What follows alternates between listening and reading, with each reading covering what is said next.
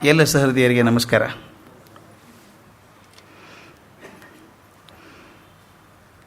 ನಿನ್ನೆ ದಿವಸ ಆಚಾರ್ಯ ಮಧ್ವರ ಜೀವನವನ್ನು ಗಮನಿಸ್ತಿರುವಾಗ ಅವರ ಖಂಡನತ್ರಯಗಳ ಬಗ್ಗೆ ಹೇಳ್ತಾ ನಾನೊಂದು ಮಾತನ್ನು ಹೇಳಿದ್ದೆ. ಈ ದೊಡ್ಡವ್ರನ್ನ ಯಾಕೆ ನೆನೆಸ್ತೀವಿ ನಾವು ಅಂತಂದರೆ, ಅವರು ಬರೀ ಜ್ಞಾನ ಪ್ರಸಾರ ಮಾಡಿದವರಲ್ಲ, ಜ್ಞಾನ ಸೃಷ್ಟಿ ಮಾಡಿದವರು ಅಂತ. ಇದೊಂದು ನನಗೆ ಬಹಳ ಹೃದಯಕ್ಕೆ ಹತ್ತಿರವಾಗಿರುವಂಥ ವಿಷಯ. ಎರಡು ಕ್ರಿಯೆಗಳಾಗಬೇಕಾಗತ್ತೆ, ಧಾರ್ಮಿಕ ಕ್ಷೇತ್ರದಲ್ಲಾಗಲಿ, ಶೈಕ್ಷಣಿಕ ಕ್ಷೇತ್ರದಲ್ಲಾಗಲಿ, ಸಾಮಾಜಿಕ ಕ್ಷೇತ್ರದಲ್ಲಾಗಲಿ. ಯಾರಾದರೂ ಒಂದು ಕ್ರಾಂತ ದೃಷ್ಟಿ ಇಟ್ಕೊಂಡು ಚಿಂತೆ ಮಾಡೋರೊಬ್ಬರು ಇರ್ತಾರೆ.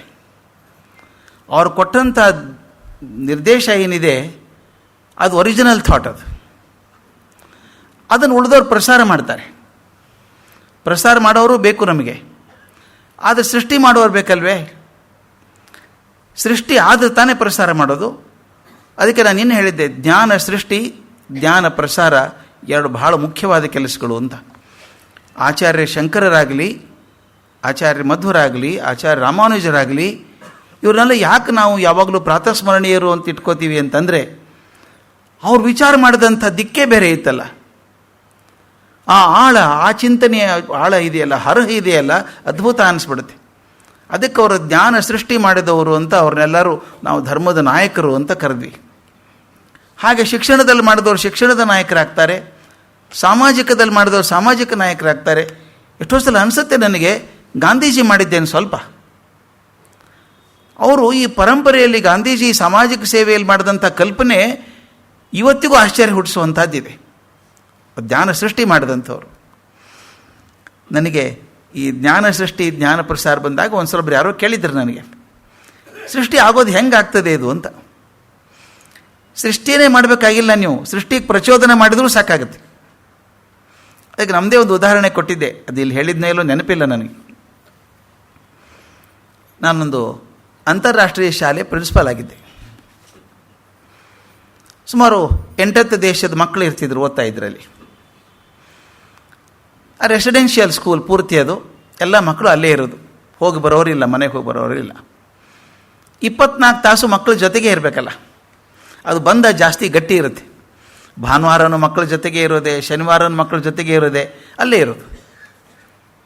ನಾನೊಂದು ಹಾದಿ ಏನು ಮಾಡಿದ್ದೆ ಅಂದರೆ, ಯಾವಾಗಾದರೂ ಮಕ್ಕಳಿಗೆ ಯಾವುದೇ ಪ್ರಶ್ನೆ ಬಂದರೂ ನಾನು ಕೇಳ್ಬೋದು. ಸಾಮಾನ್ಯವಾಗಿ ಕೆಲವು ಶಾಲೆಗಳಲ್ಲಿ ಪ್ರಿನ್ಸಿಪಾಲ್ ನೋಡೋಕ್ಕೆ ಸಿಗಲ್ಲ.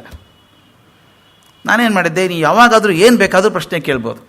ಇವತ್ತು ಪ್ರಿನ್ಸಿಪಾಲ್ ಟೈ ಕಲರ್ ಯಾಕೆ ಹೀಗಿದೆ ಅನ್ನೋದ್ರಿಂದ ಹಿಡ್ಕೊಂಡು ಆಕಾಶ ಯಾಕೆ ಹೀಗಿದೆ ಅಂತಂಕ ಏನು ಬೇಕಾದರೂ ಕೇಳ್ಬೋದು ಅಂತ ಹೇಳಿದ್ವಿ. ಆ ಹುಡುಗರಿಗೊಂಥರ ಸಲಿಗೆ ಇತ್ತು. ಒಂದು ಭಾನುವಾರ ಅಲ್ಲೇ ಇರ್ತಾರಲ್ಲ ಮಕ್ಕಳು, ಬೆಳಗ್ಗೆ ಆಟ ಆಡಿ ಬಂದರು, ಬ್ರೇಕ್ಫಾಸ್ಟ್ ಮುಗಿಸಿ ನನ್ನ ಕಡೆ ಬಂದರು. 3 ಜನ ಹುಡುಗರು. ಅವರು ಇಂಡಿಯನ್ ಹುಡುಗರೇ, ಭಾರತೀಯರೇ, ಅಮೇರಿಕಾದಲ್ಲಿ 3 ತಲೆಮಾರದಿಂದ ಉಳ್ಕೊಂಡ್ಬಿಟ್ಟಿದ್ದಾರೆ ಅಲ್ಲೇ. ಅವರು ಸಿಟಿಸನ್ಸ್ ಅಲ್ಲಿ. ಅವರು ಬಂದು ಟಿಪಿಕಲ್ ಇನ್ನು ಅಮೇರಿಕನ್ ಆ್ಯಕ್ಸೆಂಟ್ ಹಾಗೆ ಇದೆ. 3 ಜನ ಬಂದರು. We have A question sir ಅಂದರು. ಒಂದು ಕ್ವಶನ್ ಇದೆ ಅಂದರು. ಶೂಟ್ ಅಂದೆ, ಕೇಳಪ್ಪ ಪ್ರಶ್ನೆ ಕೇಳು ಅಂದೆ. ಒಬ್ಬ ಹುಡುಗ ಬಂದು ಕೇಳ್ದ, ಇರ್ಬೆ ಹೆಂಗೆ ನಿದ್ದೆ ಮಾಡುತ್ತೆ ಸರ್? ಇರ್ಬೆ ಹೇಗೆ ನಿದ್ದೆ ಮಾಡುತ್ತೆ ಅಂತ. ನಾ ಹೆಂಗೆ ನಿದ್ದೆ ಮಾಡ್ತೇನೆ ಗೊತ್ತಿಲ್ಲ ನನಗೆ, ಇನ್ನು ಇರ್ಬೇದೇನು ಗೊತ್ತು ನನಗೆ. ಆದರೆ ನಮ್ಮ ಮೇಷ್ಟಿಗೆ ಒಂದು ಒಳ್ಳೆಯ ಸೊಲ್ಯೂಷನ್ ಇದೆ ನಮಗೇನೆಂದರೆ, ನನಗೆ ಗೊತ್ತಿಲ್ಲದೆ ಹೋದರೆ ಅದನ್ನು ಪ್ರಾಜೆಕ್ಟ್ ವರ್ಕ್ ಅಂತ ಕೊಡ್ಬೋದು. ಅದಕ್ಕೆ ನಾನೇನು ಮಾಡಿದೆ, ನಾನು ಯಾವಾಗಲೂ ಹೇಳ್ತಿರ್ತೀನಿ, ರೆಸಿಡೆನ್ಷಿಯಲ್ ಸ್ಕೂಲ್ ಪ್ರಿನ್ಸಿಪಾಲ್ ಅಂದರೆ ಗವರ್ನರ್ ಇದ್ದಂಗೆ. ಇಡೀ ಪ್ರದೇಶ ಏನು 24 ತಾಸು ಎಲ್ಲ ಸಿಗ್ತದೆ ನಿಮಗೆ. ನನ್ನ ಕಿಚನಿಗೆ ಫೋನ್ ಮಾಡಿದೆ, ಚೀಫ್ ಇರ್ತಾನಲ್ಲ, ಅವ್ನು ಹೇಳಿದೆ ಕ್ಯಾಂಟೀನ್ ಚೀಫಿಗೆ, ನೋಡಪ್ಪ ಒಂದು ಪರ್ಲ್ ಪೆಟ್ ಬಾಟಲ್ ತಗೋ, ಪ್ಲಾಸ್ಟಿಕ್ದು, ಅದರೊಳಗೆ 3 ಇರ್ಬೆ ಹಾಕು, ಬೇಕಾದಷ್ಟು ಇರ್ಬೆ ಇರ್ತಾವೆ, ಕಟ್ಟಿರ್ಬೆ, ಕರಿ ಇರ್ಬೆ ಹಾಕು, ಒಂದು ಕಲ್ಸಕ್ಕರೆ ಚೂರು ಹಾಕು, ಆ ಮುಚ್ಚಲಕ್ಕೆ ಒಂದಿಷ್ಟು ತೂತು ಹಾಕಿ ತಂದು ಕೊಡು ನನಗೆ ಅಂದೆ. 10 ನಿಮಿಷದಲ್ಲಿ ಬಂತದು. ಆ ಹುಡುಗರಿಗೆ ಹೇಳ್ದೆ, ನೋಡ್ರ ನನಗೆ ಇರ್ಬೆ ಹೆಂಗೆ ನಿದ್ದೆ ಮಾಡ್ತದೆ ಗೊತ್ತಿಲ್ಲ, ನೀವು ಕಂಡು ಹಿಡಿಬೇಕು. ಇರ್ಬೆ ಕೊಟ್ಟಿದ್ದೀನಿ, ನೀವಿದ್ದೀರಿ, ಹುಡುಕ್ರಿ ಇದನ್ನು ಅಂಥೇಳಿ ಕೊಟ್ಟೆ. ಅದನ್ನೇನು ವಿಂಬಲ್ಡನ್ ಟ್ರಾಫಿ ಹಿಡ್ಕೊಂಡಂಗೆ ಹಿಡ್ಕೊಂಡು ಹೋದ್ರು ತಮ್ಮ ರೂಮಿಗೆ. ಮಧ್ಯಾಹ್ನ ಊಟ ಆದಮೇಲೆ ಒಂದು ಸಲ ಹಾಸ್ಟೆಲ್ಗೆ ಹೋದೆ ನಾನು, ಏನು ಮಾಡ್ತಿದ್ದಾರೆ ನೋಡೋಣ ಅಂತ. ಅದ್ಭುತ ದೃಶ್ಯ ಅದು. ಒಂದು ಸಣ್ಣ ಟಿಪ್ಪ ಇಟ್ಕೊಂಡಿದ್ದಾರೆ, ಅದ್ರ ಮೇಲೆ ಆ ಬಾಟ್ಲಿ ಇಟ್ಕೊಂಡಿದ್ದಾರೆ. 3 ಜನ ಕೂತಿಗೆ ನೋಡ್ತಾ ಇದ್ದಾರೆ, ಅದನ್ನು ಇರ್ಬೇನೆ ನೋಡ್ತಾ ಇದ್ದಾರೆ. ನಾ ಕೇಳಿದೆ, ಎನಿ ಗುಡ್ ನ್ಯೂಸ್ ಅಂದೆ. ನಾಟ್ ಯೆಟ್ ಸರ್ ಅಂದ. ಇನ್ನೂ ಏನು ಸುದ್ದಿ ಸಿಕ್ಕಿಲ್ಲ ಅಂದ. ಟ್ರೈ ಕ್ಯಾರಿ ಆನ್ ಅಂಥೇಳಿ ಬಂದ್ಬಿಟ್ಟೆ. ಹೋಗುವಾಗ ನೋಡ್ತೀನಿ, ಆ ಬಾಟ್ಲಿ ಒಳಗೆ ನಾನು ಹಾಕಿದ್ದು 3 ಕರಿ ಇರ್ಬೆ, ಒಂದು ಹಸಿರು, ಒಂದು ಕೆಂಪು, ಒಂದು ಕರಿ ಇರ್ಬೆ ಓಡಾಡ್ತಾ ಇದ್ದ. ಏನು ಮಾಡಿದ್ರು ಅಂತ ಕೇಳಿದೆ. ಅವ್ರು ಹೇಳಿದ್ರು, ಸರ್ 3 ಕರಿನೇ ಇತ್ತಲ್ಲ, ಯಾವುದು ನೋಡ್ತೀವಿ ಗೊತ್ತಾಗ್ತಿರ್ಲಿಲ್ಲ, ಕನ್ಫ್ಯೂಸ್ ಆಗಿಬಿಡೋದು. ಅದಕ್ಕೆ ನಾವೇನು ಮಾಡಿದ್ವಿ ಅಂದರೆ, ಈ ಬಾಟ್ಲಿನ ಆರ್ಟ್ ರೂಮಿಗೆ ತೊಗೊಂಡು ಹೋಗಿ ಒಂದಕ್ಕೆ ಹಸಿರು ಬಣ್ಣ ಹಚ್ಚಿದ್ವಿ, ಒಂದು ಕೆಂಪು ಬಣ್ಣ ಹಚ್ಚಿದ್ವಿ. ಈಗ ನಾವು ಕರೀದು ಒಂದೇ ನೋಡ್ತೀವಿ ಸರ್ ಅಂದರು. ಯಾವುದಾದ್ರೂ ನೋಡ್ಕೊಳ್ರಿ, ಏನಾರು ಮಾಡಿರಿ ಅಂತ ಹೇಳಿ ಬಂದೆ. ಸಾಯಂಕಾಲ 5:15, 5:45 ಆಗಿರಬೇಕು. 3 ಜನ ಬಂದರು ನನ್ನ ಕಡೆಗೆ ಆ ಬಾಟ್ಲಿ ಹಿಡ್ಕೊಂಡು. ಏನು ಕಿವಿ ತನಕ ನಗ್ತಾ ಇದ್ದಾರೆ. ಯಾಕ್ರೋ, ಎನಿಥಿಂಗ್ ಗುಡ್ ಅಂದೆ. ಎಸ್ ಸರ್, ನಮ್ಗೆ ಗೊತ್ತಾಯ್ತು ಸರ್, ಇರ್ಬೆ ಹೆಂಗೆ ಮಲ್ಕೊಳತ್ತೆ ಗೊತ್ತಾಯ್ತು ಸರ್ ಅಂದ. ಹೆಂಗೆ ಮಲ್ಕೊಳತ್ತೆ ಅಂತ ಕೇಳಿದೆ. ಓಡಾಡಿ ಸುಸ್ತಾದ್ಮೇಲೆ ಆ ಮುಂದಿನ 2 ಕಾಲು ಇದಾವಲ್ಲ ಸರ್, ಎತ್ತಿಬಿಟ್ಟು ತಲೆ ಅಡ್ಡ ಇಟ್ಟು ಒಂದು 10 ಸೆಕೆಂಡ್ ಮಲ್ಕೊಳತ್ತೆ ಸರ್ ಅಂದ. ನಾ ಕೇಳಿದೆ, 10 ಸೆಕೆಂಡ್ ಹೆಂಗೆ ಸಾಕೋ ಅಂತ ಕೇಳಿದೆ. ಅವ್ನು ಜೋರಾಗಿ ನಕ್ಕ. ಸರ್ ನಾವು ಇಷ್ಟು ಎತ್ತರ ಇದ್ದೀವಿ ಸರ್, 6 ತಾಸು ಬೇಕು ಸರ್, ಇರ್ಬೇಕು ಸಣ್ಣದಲ್ವಾ ಸರ್, ಸಾಕು ಸರ್ ಅಂದ. ಅವನೇನು ಹೇಳಿಬಿಟ್ಟ. ಅದು ಸರಿನೋ ತಪ್ಪು ನನಗೇ ಗೊತ್ತಿಲ್ಲ. ನಾನೇನು ಮಾಡಿದೆ, university of agriculture sciences phone ಮಾಡಿ, ಅಲ್ಲಿ ಎಂಟಮಾಲಜಿಸ್ಟ್ ಅಂತಿರ್ತಾರೆ, ಕೀಟಶಾಸ್ತ್ರ ಪ್ರವೀಣರು, ಕೀಟದ ಜೊತೆಗೆ ಬದುಕೋರವ್ರು. ಅವ್ರಿಗೆ ಫೋನ್ ಮಾಡಿ ಕೇಳಿದೆ, ನಮ್ಮ ಹುಡುಗರು ಹಿಂಗೆ ಹೇಳ್ತಾರೆ, ಇರ್ಬೆ ಹಿಂಗೆ ನಿದ್ದೆ ಮಾಡುತ್ತಂತೆ, ಹೌದಾ ಅಂತ ಕೇಳಿದೆ. ಹೌದೌದು, ಇರ್ಬೆ ನಿದ್ದೆ ಮಾಡೋದೇ ಹಾಗೆ, ಓಡಾಡಿ ಮುಂದಿನ 2 ಕಾಲು ಎತ್ತಿ ತಲೆ ಇಟ್ಟು 10-15 ಸೆಕೆಂಡ್ ನಿದ್ದೆ ಮಾಡ್ತದೆ ಅಂದ. ಅವರಿಗೆ ಇರ್ಬೆ ಹೆಂಗೆ ನಿದ್ದೆ ಮಾಡುತ್ತೆ ಅಂತ ಗೊತ್ತಾಗಬೇಕಾದ್ರೆ ಒಂದು PhD ಬೇಕಾಯಿತು. ನಾನು PhD ಏನೂ ಪ್ರಯೋಜನ ಆಗಲಿಲ್ಲ. ಆದರೆ ಹುಡುಗರಿಗೆ ಗೊತ್ತಾಯಿತು. ನಾನು ನಂತರ ವಿಚಾರ ಮಾಡಿದ್ದು ಹೀಗೆ, ಅಕಸ್ಮಾತ್ ನನಗೆ ಗೊತ್ತಿತ್ತು ಅಂತ ತಿಳ್ಕೊಳ್ಳಿ, ಇರ್ಬೆ ಹೆಂಗೆ ನಿದ್ದೆ ಮಾಡುತ್ತೆ ಅಂತ ಗೊತ್ತಿದ್ರೆ ನಾ ಹೇಳ್ಬಿಡ್ಬೋದಾಗಿತ್ತು. ಏನಿಲ್ಲ ಬಿಡೋ, ಇರ್ಬೆ ಓಡಾಡಿ ಮುಂದಿನ ಕಾಲು 2 ಎತ್ತಿಟ್ಬಿಟ್ಟು ತಲೆ ಇಟ್ಟು ಒಂದು 10 ಸೆಕೆಂಡ್ ಮಲ್ಕೊಳ್ಳುತ್ತೆ ಅಂತ ನಾನು 3 ಜನ ಮಕ್ಕಳಿಗೆ ಹೇಳಿದರೆ, it would have gone to their knowledge base, information base. ಅವ್ರಿಗೊಂದು ಮಾಹಿತಿ ಆಗ್ತಿತ್ತೆ ಹೊರತಾಗಿ ಮುಂದೆ 15 ದಿವಸಕ್ಕೆ ಮರ್ತೇ ಬಿಡ್ತಿದ್ರು, ನೆನಪೇ ಇರ್ತಿರ್ಲಿಲ್ಲ. ಈಗ ತಾವೇ ಕಂಡುಕೊಂಡಿರೋದ್ರಿಂದ ಎಂದೂ ಮರೆಯೋಕ್ಕೆ ಸಾಧ್ಯ ಇಲ್ಲ. ಇದು ನೋಡಿ ಹೇಗಿದೆ ಮಜಾ ಅಂದರೆ. ಈಗ ತಾವು ಗಮನಿಸಿದ್ದೀರಿ, ಒಂದು ಮಾತಿದೆ, I hear I forget, I see I remember, I do I understand ಅಂತ. ನಾನು ಕೇಳಿದ್ದು ಮರ್ತು ಹೋಗುತ್ತೆ. ಇವತ್ತು ನಾನು ಮಾತಾಡ್ತಾ ಇದ್ದೀನಿ ಮಧ್ವಾಚಾರ್ಯ ಬಗ್ಗೆ, 4 ತಿಂಗಳಾದ್ಮೇಲೆ ಅದು ಏನೋ ಮಾತಾಡಿದ್ರಲ್ಲ, ಅವತ್ತು ಯಾವ ವಿಷಯ ಬಗ್ಗೆ ಮಾತಾಡಿದ್ರು ಅಂತ ಬರುತ್ತೆ. ಯಾಕಂದರೆ ಕೇಳಿದ್ದು ಮರ್ತು ಹೋಗ್ಬಿಡುತ್ತೆ. ಯಾವುದೋ ಒಂದು ಸಿನಿಮಾ ನೋಡಿದರೆ ಸ್ವಲ್ಪ ಜಾಸ್ತಿ ದಿವಸ ನೆನಪಿರುತ್ತೆ. I hear I forget, I see I remember. ಮೂರನೇದು ಇದೆಯಲ್ಲ, ಐ ಡೂ ಐ ಅಂಡರ್ಸ್ಟ್ಯಾಂಡ್. ನಾನು ಮಾಡಿದ್ದನ್ನೆಂದೂ ಮರೆಯೋದೇ ಇಲ್ಲ. ನಿಮ್ಮ ಜೀವನದಲ್ಲಿ ಆದಂಥ ಒಂದು ಘಟನೆ 25 ವರ್ಷ ಹಿಂದೆ ಆದದ್ದನ್ನು ನೆನೆಸ್ಕೊಂಡು ಹೇಳ್ತೀವಿ, ಅವತ್ತು ಏನಾಯ್ತು ಗೊತ್ತಾ ಅಂತ ತಿಳ್ಕೊಂಡು. ಯಾಕಂದ್ರೆ ಅನುಭವಿಸಿದ್ದೆ ನೀವು. ಆದ್ದರಿಂದ ಯಾವುದು ಅನುಭವಕ್ಕೆ ಬರುತ್ತೋ ಅದು ಜ್ಞಾನ ಸೃಷ್ಟಿಗೆ ಪ್ರೇರಕ ಆಗ್ತದೆ. ಈ ಮಾತನ್ನು ಹೇಳೋದಕ್ಕೆ ಕಾರಣ ಅಂದರೆ, ಆ ಹುಡುಗ ಇದ್ನಲ್ಲ 25 ವರ್ಷದ ಹಿಂದೆ ಕ್ಲಾಸಲ್ಲಿ ಇರಬೇಕು ಕಂಡು ಹಿಡಿದವನು, ನಿದ್ದೆ ಮಾಡೋ ಕಂಡು ಹಿಡಿದವನು, ಇವತ್ತು ಆತ ಬಹುದೊಡ್ಡ ಎಂಟಮಾಲಜಿಸ್ಟ್ ಆಗಿದ್ದಾನೆ ಅಮೆರಿಕದಲ್ಲಿ. ಹೋದ ಹೋದ ಅವನು ಕೇಳಿದೆ, what are you doing man ಅಂದೆ. You remember the and sir ಅಂದ. ನೆನಪಿದೆ ಇರ್ಬೆ ಅಂದ. ಇರ್ಬೆ ನೆನಪಿದೆ. ನೀನೇನು ಮಾಡ್ತೀವೋ ಅಂದೆ. ಅದನ್ನೇ ಮಾಡ್ತಿದ್ದೀನಿ ಅಂದ. I am entomologist today. ಎಂಥ ದೊಡ್ಡ university of California at Berkeley, one of the biggest university in the world. ಅಲ್ಲಿ is the senior scientist and done is doctorate. ಅವನು ಹೇಳ್ತಾನೆ, ಆ ಇರ್ಬೆಯಿಂದ ಬಂತು ನನಗಿದೆಲ್ಲ ಅಂತ. ನಾನು ಹೇಳೋದು, ಜ್ಞಾನ ಸೃಷ್ಟಿ ಆಗೋದು ಪ್ರಚೋದನೆ ಸಿಕ್ಕಾಗ. ನೀವು ಮಾಡಬೇಕಾಗಿಲ್ಲ, ಹೋಗೋ ದಾರಿಸಿ ತೋರಿಸ್ಬೇಕು. ಮೈಸೂರಿಗೆ ಹೋಗೋದು ಹೇಗೆ ಅಂತ ಯಾರಾದರೂ ಕೇಳಿದರೆ ಅವ್ರನ್ನ ಕರ್ಕೊಂಡು ಮೈಸೂರಿಗೆ ಹೋಗಲ್ಲ ನೀವು. ಇಲ್ಲಿ ಹೋಗಿ ಎಡಗಡೆ ತಿರ್ಕೊಂಡು ಮುಂದೆ ಹೋದರೆ 100 ಮೀಟ್ರ್ ಮೇಲೆ ರೈಟ್ ತಿರ್ಕೊಳ್ಳಿ, ಅದೇ ಮೈಸೂರು ರೋಡ್ ಬರುತ್ತೆ ನಿಮಗೆ ಅಂತ ಹೇಳಿಬಿಡ್ತೆ. ಇಲ್ಲಿದೆ ಬೆರಳು ಮಾಡಿ ತೋರಿಸ್ಬಿಟ್ಟೆ ನಾನು ಕರೆಕ್ಟಾಗಿ ತೋರಿಸಿದ್ರೆ ಅವ್ರು ಮೈಸೂರು ಮುಟ್ತಾರೆ. ಆದರೆ ಮೈಸೂರು ಮುಟ್ಟು ತನ್ನ ಅನುಭವದಿಂದಾನೇ ಮುಟ್ತಾರೆ ಅವರು. ನಾನು ಹೇಳಿದ್ರಿಂದ ದಾರಿ ಸಿಗ್ತೇ ವಿನಃ ದಾರಿ ಅವರೇ ಕ್ರಮಿಸಬೇಕು. ಇದು ಜ್ಞಾನ ಸೃಷ್ಟಿಯಾಗುವಂಥ ಬಗೆ. ನಾನು ಇದನ್ನು ಮಾತನ್ನು ಯಾಕೆ ಒತ್ತಿ ಹೇಳ್ತೀನಂದರೆ, ನಮ್ಮ ಇಡೀ ಪರಂಪರೆಯಲ್ಲಿ ಯಾರ್ಯಾರು ದೊಡ್ಡ ದೊಡ್ಡ ನಾಯಕರು ಅಂತ ಗುರುತಿಸಿದ್ದೇವೋ ಅವರೆಲ್ಲ ಜ್ಞಾನ ಸೃಷ್ಟಿಯಲ್ಲಿದ್ದಂಥವ್ರು. ರಾಮ ಜ್ಞಾನ ಸೃಷ್ಟಿ ಮಾಡಿದಂಥವನು. ಎಂಥ ದೊಡ್ಡ ಜ್ಞಾನ ಕೊಟ್ಟ ನಮಗೆ ಆ ಕಾಲಕ್ಕೆ. ಒಂದು ಸತ್ಯ ಹಿಡ್ಕೊಳ್ಬೇಕು, ಸತ್ಯ ಎಂದೂ ಬಿಡೋದಿಲ್ಲ. ಮತ್ತು ಎರಡನೇ ಮಾತಿಲ್ಲ. ರಾಮೋ ದುರ್ನಾಭಿಭಾಷತೆ, ಎರಡನೇ ಮಾತೇ ಇಲ್ಲ ರಾಮನಿಗೆ. ಒಂದು ಸಲ ಮಾತು ಕೊಟ್ಟರೆ ಮುಗೀತು. ರಾಮನಿಗೆ ಎರಡನೇ ಬಾಣ ಇಲ್ಲ, ಎರಡನೇ ಮಾತಿಲ್ಲ ಅಂತ ಒಂದು. ಮತ್ತು ಆ ಕಾಲಕ್ಕೆ ರಾಜರಿಗೆ ಬೇಕಾದಷ್ಟು ಮದುವೆ ಆಗ್ಬೋದಾಗಿತ್ತು. ರಾಜಾನೋ ಬಹುವಲ್ಲಭ ಅಂತ ಇದ್ದದ್ದು. ಆದರೆ ಏಕಪತ್ನಿ ವೃತಸ್ಥನಾಗಿದ್ದಂಥ ರಾಮ ಆಗ ಕೆಲವು ಜೀವನ ಮೌಲ್ಯಗಳನ್ನು ಗಟ್ಟಿಯಾಗಿ ಹಿಡ್ಕೊಂಡಿದ್ದರಿಂದ ಹೀಗೆ ಈ ರೀತಿಯಲ್ಲಿ ಬದುಕಿದ್ರೂ ಕೂಡ ದೊಡ್ಡವನಾಗಬಹುದು ಅಂತ ತೋರಿಸಿಕೊಟ್ಟಂಥವನು ರಾಮ. ಕೃಷ್ಣ ಸಣ್ಣವನ. 10 ಜನ ಚಕ್ರವರ್ತಿಗಳ ಕಿರೀಟ ಅವನ ಕಾಲ ಹತ್ತಿರ ಇದ್ದರೂ ಕೂಡ ತಾನು ಎಂದೂ ಚಕ್ರವರ್ತಿ ಆಗಲಿಲ್ಲ. ಮತ್ತು ಕುದುರೆ ಮೈ ತೊಳೆದು ಪಾರ್ಥಸಾರಥಿನೇ ಆದ. ಕರ್ಮದಲ್ಲಿರುವಂಥ ಸಂತೋಷ ಯಾವುದು ಅನ್ನೋದನ್ನು ಮಾಡಿ ತೋರಿಸಿದಂಥ ಮಹಾನುಭಾವ ಅದು. ಬರೀ ಬಾಯಿಂದ ಹೇಳೋದಲ್ಲ, ಕರ್ಮ ಮಾಡಿರಿ ಅಂತೇಳಿ ನಾನು ಸುಮ್ಮನೆ ಕೂತ್ಕೊಂಡ್ರಲ್ಲ. ಆದ ಸ್ವತಃ ಕರ್ಮ ಮಾಡಿದಂಥ ಮನುಷ್ಯ, ಪ್ರತಿಯೊಂದು ಕ್ಷಣಕ್ಕೂ ಜ್ಞಾನದ ಬೆನ್ನು ಹತ್ತಿ ಹೋದಂಥ ಮನುಷ್ಯ. ತಾವು ಗಮನಿಸಿರಬೇಕು, ಕುರುಕ್ಷೇತ್ರ ಯುದ್ಧ ಆಗ್ತಿರ್ಬೇಕಾದ್ರೆ ಮೊದಲು 10-12 ದಿವಸ ಬಹಳ ಫಜೀತಿ. ದೊಡ್ಡವ್ರು 9 ದಿವಸ ಭೀಷ್ಮರ ಜೊತೆಗೆ ಹೋರಾಟ, ಆಮೇಲೆ ದ್ರೋಣರ ಜೊತೆಗೆ, ಆಮೇಲೆ ಕರ್ಣ ಆಗಬೇಕು. ಈಗೆಲ್ಲ ಆಯಿತು. 16-17 ದಿವಸ ಆಗಿಬಿಟ್ಟಿದೆ. ಕರ್ಣ ಕೂಡ ಹತ ಆಗಿಬಿಟ್ಟ, ಶಲ್ಯ ಆಗಿದ್ದಾನೀಗ. ಇನ್ನೇನು ಕಷ್ಟ ಇಲ್ಲ ಅನಿಸ್ಬಿಡ್ತು. ಇವ್ರ ಕಡೆ ಯಾರಿಗೂ ದೊಡ್ಡ ಹಾನಿ ಏನಾಗಿಲ್ಲ ಇವ್ರಿಗೆ, ಪಾಂಡವರಿಗೆ. ದಿನ ಸಾಯಂಕಾಲ ಕೂತ್ಕೊಂಡು ಹೊರಗಡೆ ಹರಟೆ ಹೊಡಿತಿದ್ರಂತೆ ಪಾಂಡವರಲ್ಲ. ಈಗ ಯುದ್ಧ ಗೆಲ್ಲೋದು ಗ್ಯಾರಂಟಿ ಅಂತ ಆಗಿಬಿಟ್ಟಿದೆಯಲ್ಲ, ಆ ನಗನಗ್ತಾ ಹರಟೆ ಹೊಡಿತಿದ್ರು. ಪ್ರತಿ ದಿವಸ ಇವ್ರನ್ನ ಸಂತೋಷ ಪಡಿಸಿ ನಗನಗಿಸಿ ಮಾತಾಡೋನು ಕೃಷ್ಣ. ಇವ್ರು ಉತ್ಸಾಹ ಹೆಚ್ಚು ಮಾಡಬೇಕಲ್ಲ ಅಂತ ಮಾಡುವಂಥ ಕೃಷ್ಣ. ಆದರೆ ಅವತ್ತು ಮಾತ್ರ ಮುಖ ಗಂಟು ಹಾಕ್ಕೊಂಡು ಸುಮ್ಮನೆ ಕೂತಿದ್ದಾನೆ ಮೂಲೆಗೆ, ಮಾತೇ ಆಡ್ತಾ ಇಲ್ಲ. ಧರ್ಮರಾಜ ಕೇಳಿದ, ಅಲ್ಲ ಕೃಷ್ಣ, ದಿನ ನಮಗೆ ಉತ್ಸಾಹದ ಚಿಲುಮೆ ಆಗಿದ್ದಂಥವ್ನು ನೀನು, ನಮಗೆ ಉತ್ಸಾಹ ತುಂಬುತ್ತಿರುವಂಥವನು, ಇವತ್ತು ಯಾಕೆ ಹಿಂಗೆ ಕೂತಿದ್ದೀಯಾ? ಮತ್ತು ನಾವು ಗೆಲ್ಲೋ ಹಂತಕ್ಕೆ ಬಂದುಬಿಟ್ಟಿದ್ದೀವಲ್ಲ, ಸೋಲೋ ಹಂತ ಇದ್ರೆ ಚಿಂತೆ ಮಾಡಬೇಕಪ್ಪ ನೀನು, ಗೆಲ್ಲೋ ಹಂತಕ್ಕೆ ಬಂದಿದ್ದೀವಿ ಅಂತ. ಅವಾಗ ಕೃಷ್ಣ ಹೇಳುವಂಥ ಮಾತು ಯಾರೂ ಮರಿಬಾರ್ದು ಅದನ್ನು. ವ್ಯಾಸರು ಬಹು ದೊಡ್ಡ ಸೃಷ್ಟಿ ಮಾಡಿದಂಥದ್ದು. ಕೃಷ್ಣ ಹೇಳ್ತಾನೆ, ಮೂರ್ಖರಿದ್ದೀರಲ್ಲ ನೀವೆಲ್ಲರೂ, ಮೂರ್ಖರಿದ್ದೀರಲ್ಲ. ಜ್ಞಾನ ಸೂರ್ಯ ಮುಣುಗ್ತಾ ಇದ್ದಾನೆ, ಕಣ್ಣು ಮುಚ್ಕೊಂಡು ಕೂತಿದ್ದೀರಲ್ಲ. ಸೂರ್ಯ ಮುಣುಗ್ತಾ ಇದ್ದಾನೆ, ಕಣ್ಣು ಮುಚ್ಕೊಂಡು ಕೂತಿದ್ದೀರಲ್ಲ ಅಂತ. ಅರ್ಜುನಿಗೆ ಸ್ವಲ್ಪ ಸಲಿಗೆ ಕೃಷ್ಣನ ಜೊತೆಗೆ. ಅದು ಏನು ವಿಶೇಷ ಕೃಷ್ಣ? ನಮಗೂ ಕಾಣುತ್ತೆ ಸೂರ್ಯ ಮುಣುಗ್ತಾ ಇರೋದು, ಮತ್ತು ನಾಳೆ ಸೂರ್ಯ ಬರ್ತಾನೆ ಬೆಳಿಗ್ಗೆ, ಅದರಲ್ಲಿ ಏನಿದೆ ಅಂತ. ಕೃಷ್ಣ ಹೇಳ್ತಾನೆ, ಈ ಸೂರ್ಯನ ಬಗ್ಗೆ ಮಾತಾಡ್ತಾ ಇಲ್ಲಯ್ಯ ನಾನು, ಜ್ಞಾನ ಸೂರ್ಯನ ಬಗ್ಗೆ ಮಾತಾಡ್ತಾ ಇದ್ದೀನಿ. ಮುಳುಗಿ ಹೋಗ್ತಾ ಇದೆ ಅದು. ಭೀಷ್ಮರು ದೇಹ ಬಿಡಬೇಕು ಅಂತ ತೀರ್ಮಾನ ಮಾಡ್ಕೊಂಡಿದ್ದಾರೆ. ಅವರು ಜ್ಞಾನ ಸೂರ್ಯ, ಅವರು ನಿಮ್ಮ ಇಡೀ ಪರಂಪರೆಗೆ ಜ್ಞಾನದ ಸ್ತಂಭ ಅವರು. ಅವ್ರು ಹೋಗಿಬಿಡ್ತಾರೆ, ನಾಳೆ ಬೇಕು ಅಂದರೆ ಸಿಗಲ್ಲ ಜ್ಞಾನ ನಿನಗೆ, ನಡಿ ಧರ್ಮರಾಜ ಅವ್ರ ಪಕ್ಕದಲ್ಲಿ ಕೂತ್ಕೊಂಡು ಪಡ್ಕೋದ ಜ್ಞಾನನ ಅಂತ.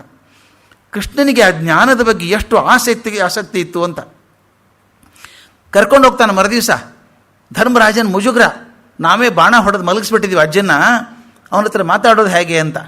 ಕೃಷ್ಣ ಹೋಗಿ ಹೇಳ್ತಾನೆ, ನಾಚಿಕೊಂಡಿದ್ದಾರೆ ಹುಡುಗರು, ನಿನ್ನ ಮೊಮ್ಮಕ್ಕಳು, ನಿನ್ನ ಹತ್ರ ಬರೋದು ಹೇಗೆ ಅಂತ ಹೇಳಿ ಅಂತ, ಕರಿಯವ್ರನ್ನ ಅಂತ ಹೇಳ್ತಾನೆ. ಕಾಲ್ಮುಗಿ ಅಜ್ಜಂದು, ಅಜ್ಜ ಜ್ಞಾನದ ಪರ್ವತ ಇದ್ದ ಹಾಗೆ. ಆ ನಿಷ್ಠೆ, ಆ ಶಪಥ ಮಾಡೋದು, ಆ ತ್ಯಾಗ ಇದೆಯಲ್ಲ, ಅದು ದೊಡ್ಡ ಮೌಲ್ಯ. ಅದು ನಿಮ್ಮ ಮನೆತನದ ದೊಡ್ಡ ಧರೋಹರ ಅದು. ಅವನು ಹೋಗ್ಬಿಡ್ತಾನೆ ನಾಳೆ, ತಡ್ಕೊಳ್ಳಿ ಅವನ ಕಡೆಯಿಂದ ಅಂತ ಹೇಳಿ ಧರ್ಮರಾಜನ ಭೀಷ್ಮರ ಮುಂದೆ ಕೂಡಿಸಿ ಅವರ ಜ್ಞಾನದ ವಾರಸದಾರ ನೀನಾಗಬೇಕು ಅಂತ ಕೊಡಿಸ್ತಾನೆ. ಯಾಕಂತ ಹೇಳ್ತಾನೆ, ಜ್ಞಾನ ಕಳ್ಕೋಬಾರ್ದು ಯಾವತ್ತೂ. ಎಲ್ಲಿ ಜ್ಞಾನ ಇರುತ್ತೋ ಆ ಜ್ಞಾನ ಪಡ್ಕೊಳ್ಬೇಕು, ಅದ್ರ ವಿಸ್ತರಿಸ್ತಾ ಹೋಗಬೇಕು, ಅದನ್ನು ಮಾಡಬೇಕು ಅಂತ ಮಾಡ್ತಾನೆ.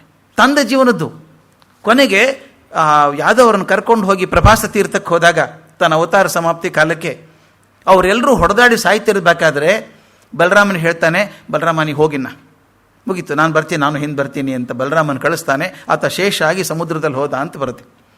ಆ ನಂತರ ಉದ್ಧವ ಬರ್ತಾನೆ. ಉದ್ಧವನ ಕೃಷ್ಣ ಹೇಳುವಂಥ ಮಾತು ಎಂಥದ್ರಿ, ಅದು ಅದ್ಭುತ. ಅದು ಉದ್ಧವ, ನಾನು ಹೋಗ್ಬಿಡ್ತೀನಿ ಆದರೆ ನನಗೆ ಗೊತ್ತಿರುವಂಥ ಜ್ಞಾನ ನನ್ನ ಜೊತೆಗೆ ಹೋಗಬಾರ್ದು. ಜ್ಞಾನದ ಬಗ್ಗೆ ಎಷ್ಟು ಕಾಳಜಿ ಕೃಷ್ಣಂದು ಅಂತಂದರೆ, ನನಗಿರುವಂಥ ಜ್ಞಾನ ನನ್ನ ಜೊತೆಗೆ ಹೋಗಿಬಿಡಬಾರ್ದು. ನಿನಗೆ ಹೇಳ್ತೇನೆ ಅದನ್ನು, ನೀನು ಕೇಳಿಸ್ಕೊಂಡ್ಬಿಟ್ಟು ಬದರಿಗೆ ಹೋಗು.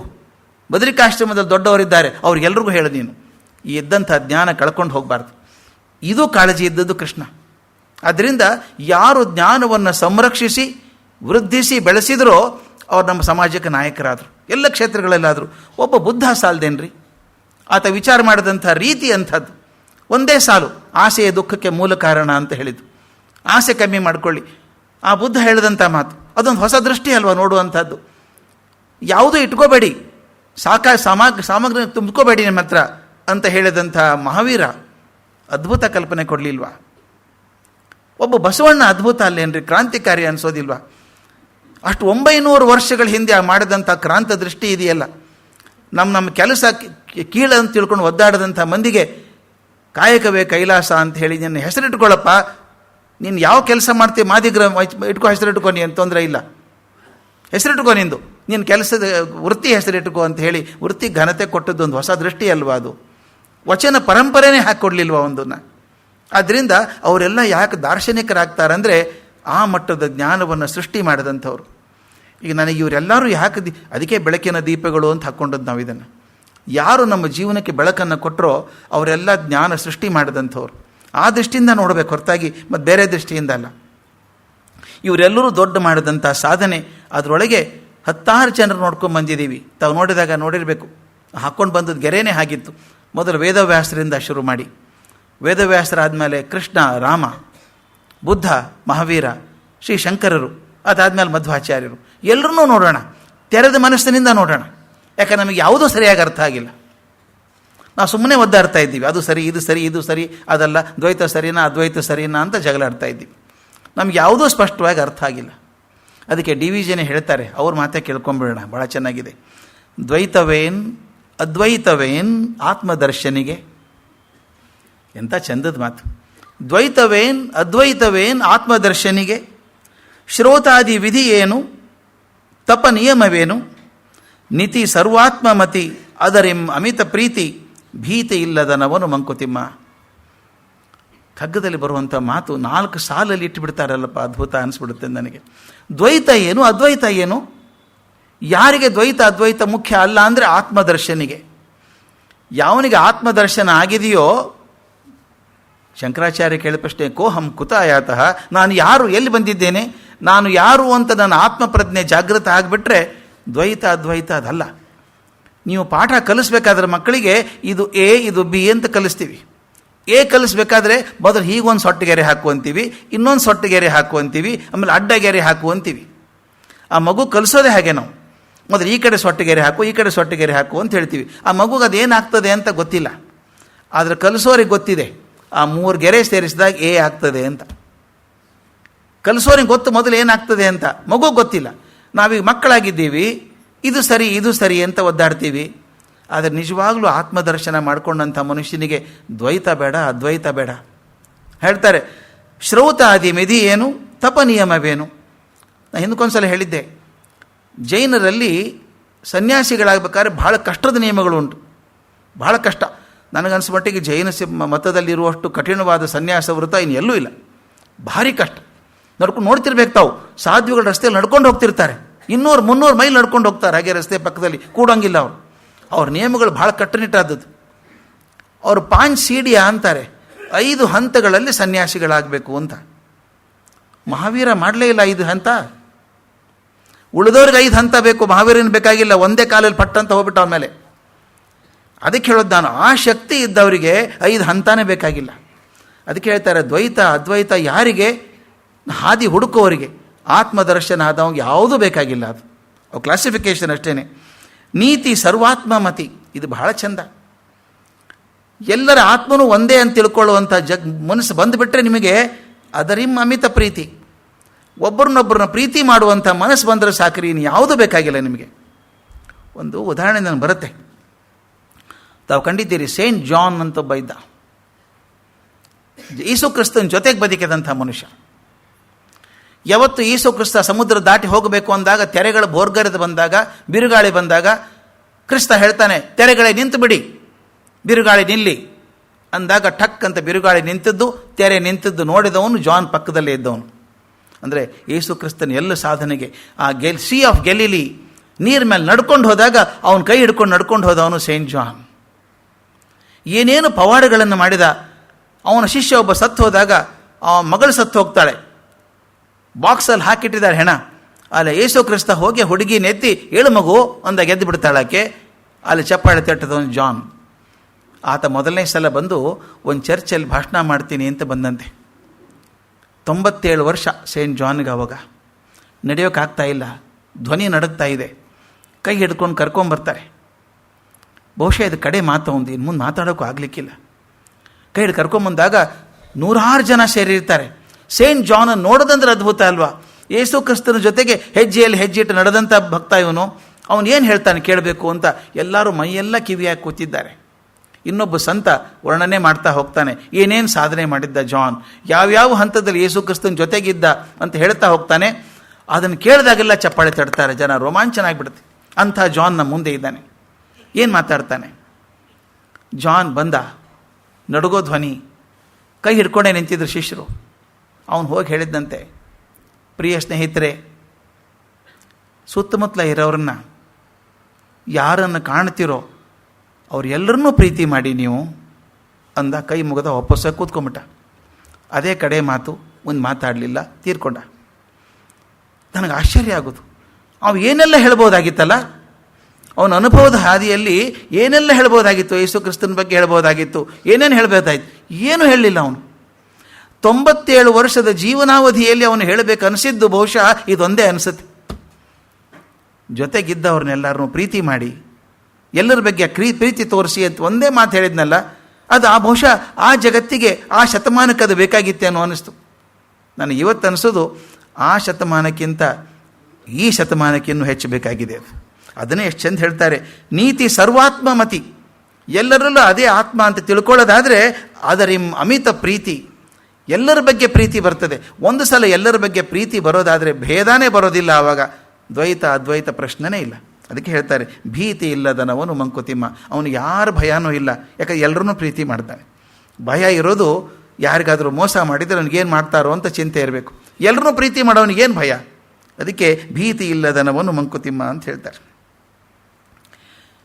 ಈ ಮಾತನ್ನು ಹೇಳುವಾಗ ನಾನೇನೇ ನಿಲ್ಲಿಸಿದ ಕಥೆ, ಆಚಾರ್ಯ ಮಧ್ವರು ಖಂಡನತ್ರಯಗಳನ್ನು ಬರೆದು ಬಹಳ ಪ್ರಸಿದ್ಧರಾದ ಮೇಲೆ ಕಾಸರಗೋಡಿಗೆ ಬಂದರು. ಕಾಸರಗೋಡಿಗೆ ಪ್ರಯಾಣ ಬೆಳೆಸಿ ಅಲ್ಲಿ ಜನ ಅವ್ರಿಗೆ ಎಷ್ಟು ಪ್ರೀತಿ ತೋರಿಸ್ತಾರೆ, ಅಸಾಧ್ಯ ಪ್ರೀತಿ ತೋರಿಸ್ತಾರೆ. ಆ ರಾಜನೇ ಬಂದು ಮೆರವಣಿಗೆಯಲ್ಲಿ ಹೋದ. ಅವ್ರದ್ದು ಭಾಗವತ ಪ್ರವಚನ ಇಟ್ಟಿದ್ರಂತೆ ಅಲ್ಲಿ. ಭಾಗವತ ಮೊದಲೇ ಸುಂದರ ಕಥೆ, ಕೃಷ್ಣನ ಕಥೆ. ಅದನ್ನು ಇವ್ರ ಆರಾಧ್ಯ ದೈವವಾದಂಥ ಕೃಷ್ಣನ ಬಗ್ಗೆ ಮಧ್ವಾಚಾರ್ಯ ಹೇಳ್ತಾರೆ ಅಂದರೆ ಎಷ್ಟು ಚೆನ್ನಾಗಿರ್ತದೆ. ಹೇಳ್ತಾ ಇದ್ರಂತೆ. ಹೇಳುವಾಗ ಒಂದು ಹೊಸ ಪದ್ಧತಿ ಹಾಕ್ಕೊಂಡಿದ್ರು. ಇದನ್ನು ಗಮನಿಸಬೇಕು, ಹೇಗೆ ಹೊಸ ಪದ್ಧತಿಗಳನ್ನು ನಾಯಕರಾದವ್ರು ಹಾಕ್ಕೋತಾರೆ ಅಂತ. ನಾವು ಆಗಲೇ ನಿನ್ನೆ ಹೇಳಿದೆ ನಾನು, ಮಧ್ವಾಚಾರ್ಯ ಹಾಡು ಕೂಡ ತುಂಬ ಚೆಂದಾಗಿ ಹಾಡ್ತಿದ್ರು. ಅವ್ರ ಸಂಗೀತ ಶಾಸ್ತ್ರದ ಪುಸ್ತಕ ಕೂಡ ಬರೆದವರು. ಆದರೆ ಇಲ್ಲಿ ಅವ್ರು ಏನು ಮಾಡ್ತಿದ್ರು ಅಂದರೆ, ಪ್ರವಚನ ಮಾಡುವಾಗ ಒಂದು ಹೊಸ ಪದ್ಧತಿಯನ್ನು ಮಾಡಿಕೊಂಡ್ರು. ಅವರ ಶಿಷ್ಯಾಗ್ರೇಸರಾಗಿದ್ದಂಥ ಋಷಿಕೇಶ ತೀರ್ಥರಿದ್ದಾರಲ್ಲ, ಅವ್ರ ಧ್ವನಿ ಚಂದ, ತುಂಬ ಕಂಠದಿಂದ ಹಾಡ್ಬೋದು. ಅವರು ಭಾಗವತದ ಶ್ಲೋಕಗಳನ್ನು ಹಾಡಬೇಕು. ಅದು ಹೇಳಿದ ಮೇಲೆ ಪ್ರವಚನ ಇವ್ರು ಮಾಡಬೇಕು. ನಾವೆಲ್ಲ ಈಗ ವಾಚನ ವ್ಯಾಖ್ಯಾನ ಅಂತ ಪ್ರೋಗ್ರಾಮ್ ನೋಡ್ತೀವಿ ಎಲ್ಲ ಕಡೆನೂ. ಒಬ್ಬರು ಹಾಡೋದು, ಇನ್ನೊಬ್ಬರದು ವ್ಯಾಖ್ಯಾನ ಕೊಡುವಂಥದ್ದು. ಬಹುಶಃ ನನಗನ್ಸೋ ಮಟ್ಟಿಗೆ ಮೊದಲು ಹಾಕಿದ್ದು ಮಧ್ವಾಚಾರ್ಯ ಇದನ್ನು. ಅದು ಕಾಸರಗೋಡಲ್ಲಿ ಶುರು ಆದಂಥದ್ದು. ಅದನ್ನು ಎಷ್ಟು ಮೆಚ್ಕೊಂಡ್ಬಿಟ್ರು ಜನ ಅಂದರೆ, ಒಂದು ಬದಲಾವಣೆ ಆಗುತ್ತಲ್ಲ, ಬ್ರೇಕ್ಸ್ ದ ಮೊನಾಟನಿ. ಒಬ್ಬರೇ ಹೇಳ್ತಾ ಹೋಗೋದಕ್ಕಿಂತ ಒಬ್ಬರು ಹಾಡು ಹೇಳಿ ಅವ್ರು ಮಾತಾಡೋದಿರೋದಿಲ್ಲ. ಅದನ್ನು ಋಷಿಕೇಶ ತೀರ್ಥರು ಆ ತುಂಬ ಕಂಠದಿಂದ ಅದನ್ನು ವಾಚನ ಮಾಡಬೇಕು, ಹಾಡಬೇಕು. ನಂತರ ಗುರುಗಳು ವ್ಯಾಖ್ಯಾನ ಮಾಡ್ತಿದ್ರು. ಈ ಬಗ್ಗೆ ತುಂಬ ಇಷ್ಟ ಆಯಿತು ಜನರಿಗೆ. ಈ ಪ್ರವಚನ ಕೇಳೋಕೆ ಬಂದಿದ್ರಲ್ಲ ಸಾವಿರಾರು ಜನ, ಅವರೊಂದು ಪ್ರಾರ್ಥನೆ ಮಾಡಿಕೊಂಡ್ರು. ಸ್ವಾಮಿ, ನೀವು ಮಹಾಭಾರತಕ್ಕೆ ವ್ಯಾಖ್ಯಾನ ಬರೆದ್ರಿ, ವ್ಯಾಖ್ಯಾನ ಒಳ್ಳೇದಾಯ್ತು, ಯಾಕಂದರೆ ನಮ್ಗೆ ಮಹಾಭಾರತ ಅರ್ಥ ಆಗ್ತಿರಲಿಲ್ಲ. ಈ ಭಾಗವತನೂ ಕಷ್ಟ ಅನ್ನಿಸ್ತಾ ಇದೆ. ಭಾಗವತ ಸುಲಭ ಹಾಗೆ ನೋಡಿದರೆ, ಅದು ಕಷ್ಟ ಅನಿಸುತ್ತೆ. ಯಾಕಂದರೆ ವ್ಯಾಸರ ಭಾಷೆ ಮತ್ತು ಅವ್ರ ಭಾವ ನಮಗೆ ಅರ್ಥ ಆಗ್ತಾ ಇಲ್ಲ. ಎತ್ತರದ ಜನ ಅವರು, ತುಂಬ ಎತ್ತರದಲ್ಲಿ ಹೇಳೋರು, ನಾವು ಮುಟ್ತಾ ಇಲ್ಲ. ಅದಕ್ಕೊಂದು ಏನಾದರೂ ವ್ಯಾಖ್ಯಾನ ಬರೀರಿ ಎಂದರು. ತಕ್ಷಣ ಹ್ಞೂ ಅಂದರು ಆಚಾರ್ಯರು. ಅವರು ಅವತಾರ ತೊಗೊಂಡದ್ದೇ ವೇದವ್ಯಾಸರ ಮಾತುಗಳನ್ನು ಸಾಮಾನ್ಯ ಜನರ ಹೃದಯಕ್ಕೆ ಮುಟ್ಟಿಸೋದಕ್ಕಿರೋದು. ಅವರು ಎಲ್ಲ ಗ್ರಂಥಗಳಿಗೂ ವ್ಯಾಖ್ಯಾನ ಬರೆದರು. ಹಾಗೆ ಬರಿತೀನಿ ಅಂದರು. ಒಂದು ಪುಸ್ತಕ ಬರೆದರು, ಶ್ರೀಮದ್ ಭಾಗವತ ತಾತ್ಪರ್ಯ ನಿರ್ಣಯ ಅಂತ. ಮಹಾಭಾರತ ತಾತ್ಪರ್ಯ ನಿರ್ಣಯ ಹೇಗಿತ್ತೋ ಹೀಗೆ ಶ್ರೀಮದ್ ಭಾಗವತ ತಾತ್ಪರ್ಯ ನಿರ್ಣಯ ಅಂತ ಪುಸ್ತಕ ಬರೆದರು. ಅದು ಮೇಲ್ನೋಟಕ್ಕೆ ಭಾಗವತ ಪುರಾಣದ ವಿಮರ್ಶೆ ಅಂತ ಅನಿಸಿದ್ರು ಕೂಡ ಅದು ನಿಜಕ್ಕೂ ಇಡೀ ಪುರಾಣದ್ದು ಪ್ರಪಂಚ ಏನಿದೆಯಲ್ಲ, ಎಷ್ಟು ಪುರಾಣಗಳಿದ್ದಾವೋ ಆ ಪುರಾಣ ಪ್ರಪಂಚದ ವಿಶ್ಲೇಷಣೆ ಮಾಡಿದಂಥ ಕೆಲಸ ಅದು. ಇವರು ಕೆಲವರು ಗೃಹಸ್ಥ ಶಿಷ್ಯರು ಇದ್ದರು, ಬರೀ ಸನ್ಯಾಸಿಗಳಷ್ಟೇ ಅಲ್ಲ, ಗೃಹಸ್ಥ ಶಿಷ್ಯರು ತುಂಬ ಜನ ಇದ್ದರು. ಅಲ್ಲಿ ಆ ಪ್ರದೇಶದಲ್ಲಿ ಒಂದು ವಂಶ, ನಾವು ಮನೆತನದವರು ಅಂತೀವಲ್ಲ, ಭಾಳ ಬುದ್ಧಿವಂತ ಮನೆತನ ಅವ್ರದ್ದು ಅಂತೀವಲ್ಲ, ಹಾಗೆ ಅಲ್ಲೊಂದು ಲಿಕುಚ ವಂಶ ಅಂತ ಒಂದು, ಮೊನ್ನೆ ಹೇಳಿದೆ, ಲಿಕುಚ ಅಂದರೆ ಹಲಸಿನ ಹಣ್ಣು ಅಂತ. ಲಿಕುಚ ವಂಶ ಅಂತ ಒಂದು ವಂಶ. ಆ ವಂಶಕ್ಕೆ ಸೇರಿದಂಥವರೊಬ್ಬರು ಅತ್ಯಂತ ಬುದ್ಧಿವಂತರಾದಂಥವರು ಅಂತ ಮಾತು. ಅವರು ಸಾಮಾನ್ಯವಾಗಿ ತಪಸ್ಸು ಮತ್ತು ಕವಿತೆಗಳಿಗೆ ಬಹಳ ಹೆಸರಾಗಿದ್ದಂಥವ್ರು. ತಾವು ಕೇಳಿರಬೇಕು, ನಮ್ಮಲ್ಲಿ ಸಂಕೇತಿಗಳು ಬಹಳ ಬುದ್ಧಿವಂತರು. ತಕ್ಷಣ ಹೇಳ್ಬಿಡಿ, ಸಂಕೇತಿಗಳ ಬಹಳ ಬುದ್ಧಿವಂತರು ಬಿಡಿ. ಆ ಪರಿವಾರ ಹೇಗೆ ಬಿಡ್ತೋ ಒಂದು ವಂಶನೇ. ಸಂಕೇತಿಗಳು ಅಂದರೆ ಎಲ್ಲದರಲ್ಲೂ ಎಕ್ಸ್ಪರ್ಟೇ ಅವರು. ತಿನ್ನೋದ್ರಲ್ಲಿ, ಎಲೆ ಅಡಿಕೆ ಹಾಕೋದ್ರಲ್ಲಿ, ಜೂಜಾಡೋದ್ರಲ್ಲಿ ಎಲ್ಲದರಲ್ಲೂ ಎಕ್ಸ್ಪರ್ಟೇ. ಹಾಡು ಎಲ್ಲದರಲ್ಲೂ ಅದ್ಭುತ ಅದು. ಹಾಗೆ ಈ ವಂಶ, ಲಿಕುಚ ವಂಶ ಇದೆಯಲ್ಲ, ಸಾಹಿತ್ಯದಲ್ಲಾಗಲಿ ಸಂಗೀತದಲ್ಲಾಗಲಿ ಬರವಣಿಗೆ ಕವನೆ ಬರೋದರಲ್ಲಿ ಬಹಳ ಹೆಸರಾದಂಥ ಮನೆತನ.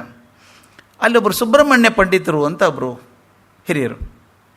ಅವ್ರಿಗೊಬ್ಬ ಹೆಂಡತಿ ಹೆಸರು ಸಿಕ್ಕಿಲ್ಲ. ಅವ್ರದ್ದು ಅತ್ಯಂತ ಅಪೂರ್ವವಾದಂಥ ದಾಂಪತ್ಯ, ಚೆನ್ನಾಗಿದ್ರು. ವಿಚಿತ್ರ ಸಮಸ್ಯೆ ಒಂದಿತ್ತಂತ ಅವರಿಗೆ. ಅವ್ರಿಗೆ ಮಕ್ಕಳು ಹುಟ್ಟಿದ ತಕ್ಷಣ ಸತ್ತು ಹೋಗ್ಬೇಕು. 3-4 ಮಕ್ಕಳು ಹುಟ್ಟಿದ ತಕ್ಷಣ ಸತ್ತು ಹೋಗ್ಬಿಡ್ಬೇಕು. ಏನು ಮಾಡಬೇಕು ಅಂತ ತೋಚಲಿಲ್ಲ. ಅವ್ರು ದೇವರ ಸೇವೆ ಮಾಡಬೇಕು. ಅವಾಗೆಲ್ಲ ನಮಗೆ ಅದೇ ಒಂದಲ್ಲ, ದೇವರ ಸೇವೆ ಮಾಡಬೇಕು. ಮಗ ಬೇಕು ಅಂತ ಅಪೇಕ್ಷೆ ಅವರಿಗೆ. ಅವರು ಕೃಷ್ಣ ಭಕ್ತರು ನೋಡಿದರೆ, ಆದರೆ ಪೂಜೆ ಮಾಡಿದ್ದು ಹರಿಹರನ ಪೂಜೆ ಮಾಡಿ ನಮಗೆ ಗಂಡು ಮಗ ಹುಟ್ಟಲಿ ಅಂತ ಪ್ರಾರ್ಥನೆ ಮಾಡಿಕೊಂಡ್ರು. ಕೊನೆಗೆ ಆ ಸೇವೆಗೆ ಫಲ ಸಿಕ್ತು. ಒಬ್ಬ ಪುತ್ರ ಹುಟ್ಟಿದ. ಅವನಿಗೆ ತ್ರಿವಿಕ್ರಮ ಅಂತ ಹೆಸರಿಟ್ಟರು. ಮುಂದೆ 3 ವರ್ಷಕ್ಕೆ ಇನ್ನೊಬ್ಬ ಮಗ ಹುಟ್ಟಿದ. ಅವನಿಗೆ ಶಂಕರ ಅಂತ ಹೆಸರಿಟ್ಟರು. ಇವರು ಸುಬ್ರಹ್ಮಣ್ಯ ಪಂಡಿತರು ಮೊದಲು ಇದಕ್ಕೆ ಅದ್ವೈತಕ್ಕೆ ಸೇರಿಕೊಂಡವರು. ಅದ್ವೈತ ಚಿಂತನೆ ಮಾಡಿದವರು, ಅದ್ವೈತದಲ್ಲೇ ಇದ್ದವರು, ಆ ಶಾಸ್ತ್ರಗಳನ್ನು ಚೆನ್ನಾಗಿ ಓದ್ಕೊಂಡವರು. ಆ ಮನೆತನದಲ್ಲಿ ಹುಟ್ಟಿದವರು ತ್ರಿವಿಕ್ರಮರು ಮತ್ತು ಆಗ ಇನ್ನೊಬ್ಬ ಹುಡುಗ ಶಂಕರ ಅಂತ. ಆ ತ್ರಿವಿಕ್ರಮನ ಮಾತ್ರ ಅಸಾಮಾನ್ಯ ಪ್ರತಿಭೆ ಅದು. ಕೆಲವರು ಪ್ರಾಡಿಜಿ ಅಂತಿರ್ತಾರೆ, ನೋಡಿದ್ದೀರಾ? ಏನು ಸಣ್ಣ ಮಕ್ಕಳು ಏನು ಅದ್ಭುತವಾಗಿ ಮಾಡ್ತಾರಪ್ಪ ಅನಿಸ್ಬಿಡುತ್ತೆ. ಈ ಹುಡುಗ ಹಾಗೆ. ಹುಡುಗರೇನು ತೊದಲು ಮಾತಾಡ್ತಿರ್ತಾರಲ್ಲ 2 ವರ್ಷ 3 ವರ್ಷಕ್ಕೆ, ಆಗಲೇ ಕಾವ್ಯ ಸೃಷ್ಟಿ ಮಾಡ್ತಿದ್ದಂತೆ. ಅವನು ಸಂಸ್ಕೃತದಲ್ಲಿ ಕಾವ್ಯ ರಚನೆ ಮಾಡೋದು, ಛಂದಸ್ಸು ಪ್ರಕಾರ ಮಾಡಬೇಕು ಕಾವ್ಯ ರಚನೆ, ಅದು ಬೇರೆ, ಇದೆಲ್ಲ ಮಾಡೋದು. ಮುಂದಿಗೆ ಆಶ್ಚರ್ಯ ಆಗೋದು, ಈ ಹುಡುಗ ಹೆಂಗೆ ಸೃಷ್ಟಿ ಮಾಡ್ತಾನೆ ಕಾವ್ಯ ಅಂತ. ಒಂದು ಸಲ ಅವನ ಭಿಕ್ಷುಕ ಬಂದ ಇವ್ರ ಮನೆ ಮುಂದೆ. ಭವತಿ ಭಿಕ್ಷಾಂದೇಹಿ ಅಂತ ಕೇಳಿದ. ಇವ್ರು ಬಡವರು, ಸಾಧ್ಯೇನು ಹೇಳಬೇಕಾಗಿಲ್ಲ. ಭಾಳ ವಿದ್ವಾಂಸರು ಅಂದರೆ ಬಡವರು ಅಂತ ಥೇರಿ. ಅದು ಎರಡೂ ಜೊತೆಗೆ ಇರುವಂಥದ್ದು. ಸಾಮಾನ್ಯವಾಗಿ ಬಡತನ, ಶ್ರೀಮಂತಿಕೆ ಮತ್ತು ವಿದ್ವತ್ತು ಜೊತೆಗೆ ಹೋಗ್ತಿರಲಿಲ್ಲ ಅವಾಗ. ಅವ್ರು ಹಾಗೆ ಇರಬೇಕಾದ್ರು. ಅವರು ಬಡತನ ಇತ್ತು. ಆ ಹುಡುಗ ನೋಡಿದ ಭವತಿ ಭಿಕ್ಷಾಂದೇಹಿ ಅಂದಾಗ ಅವನು ತಕ್ಷಣ ಒಂದು ಕವನ ಬರೆದು ಹೇಳಿಬಿಟ್ನಂತೆ ಆ ಭಿಕ್ಷುಕನಿಗೆ. ಎಷ್ಟು ಚೆನ್ನಾಗಿದೆ ನೋಡಿ. ಏಕಃ ಕ್ಷಪಣಕ ಶಾಖಾಹರ್ತ ಬಹವಃ ಕ್ಷಪಣಕ ಶಾಖಾದ ಯತ್ರ ಕ್ಷಪಣಕ ಬಹುಶಾಖಾದಾಹ ತತ್ರ ಕ್ಷಪಣಕ ಶಾಖ. ಮಜಾ ಅನಿಸುತ್ತೆ ಅರ್ಥ. ಇದು ಅರ್ಥ ಸುಲಭದೆ. ಏಕಂ ಕ್ಷಪಣಕ ಶಾಖಾಹರ್ತ, ನಮ್ಮ ಇಡೀ ಮನೆಯಲ್ಲಿ ಊಟ ತರೋರು ಒಬ್ಬರೇ, ಅಂದ್ರೆ ದುಡಿಯೋನೊಬ್ಬರೇ. ಬಹವ ಕ್ಷಪಣಕ ಶಾಖಾದಾಹ, ಬಹಳಷ್ಟು ಜನ ಕೂತು ತಿನ್ನೋರು. ನಮ್ಮ ಮನೆಯಲ್ಲಿ ದುಡಿಯೋರು ಒಬ್ಬರು, ಉಳಿದವರೆಲ್ಲ ಕೂತು ತಿನ್ನೋರು. ಒಬ್ಬರು ದುಡಿದು ಎಲ್ಲರೂ ತಿನ್ನುವಂಥ ಮನೆಯಲ್ಲಿ ನಿನಗೇನು ಸಿಕ್ಕಿತ್ತು ಅಂತ. ಎಷ್ಟು ಚೆನ್ನಾಗಿದೆ ನೋಡಿ ಹೇಳೋದವನು. 4-5 ಜನ ದುಡಿಯೋದಿದ್ದರೆ ಅಡ್ಡಿ ಇಲ್ಲಪ್ಪ, ದುಡಿಯೋರು ಒಬ್ಬರೇ, ಇಷ್ಟು ಬಾಯಿಗಳು. ಒಬ್ಬ ದುಡಿದು ಇಷ್ಟೊಂದು ಜನ ತಿನ್ನೋರಾದಾಗ ನಮಗೇ ಸರಿಯಾಗಿ ಸಿಗೋಲ್ಲ, ನಿನಗೇನು ಸಿಗ್ತದೆ ಅಂತ ಮಾತು ಕಟ್ಟಿದ್ರಂತೆ. ಆ ಮಗು ಬೆಳೆದ ಹಾಗೆ ಎಷ್ಟು ಬೇಗವಾಗಿ ವೇದಾಂತಗಳನ್ನು ಅರ್ಥ ಮಾಡ್ಕೊಳ್ತು ಅಂದರೆ, ಕವಿತೆಗಳನ್ನು ಬರೆಯೋಕ್ಕೆ ಶುರು ಆಯಿತು ಅಂದರೆ. ಅವ್ರು ಹೇಳ್ತಾರೆ, ಸುಮಾರು ಒಂದು 8-9 ವರ್ಷ ಇದ್ದಾಗ ಉಷಾಹರಣ ಅಂತ ಒಂದು ಸಂಸ್ಕೃತ ಕಾವ್ಯ ಬರೆದ್ರಂತೆ. ಆಗಿನ ಕಾಲದ ದೊಡ್ಡ ದೊಡ್ಡ ಪಂಡಿತರು ಕೂಡ ಇದು ಅದ್ಭುತವಾದಂಥ ಕೃತಿ ಅಂತ ಹೊಡ್ತಾರೆ. ಸಣ್ಣ ವಯಸ್ಸಿಗೆ ಬರೆದಂಥದ್ದು, ಅಷ್ಟು ಪ್ರಶಂಸೆ ಆಗಿತ್ತು ಅದಕ್ಕೆ. ಅವನಿಗೆ ಆಗಿನಿಂದಾನೇ ಯಾರೂ ತ್ರಿವಿಕ್ರಮ ಅಂತ ಯಾರೂ ಕರಿತಿರ್ಲಿಲ್ಲಂತೆ. ತ್ರಿವಿಕ್ರಮ ಪಂಡಿತ ಅಂತ ಕರಿತಿದ್ರು.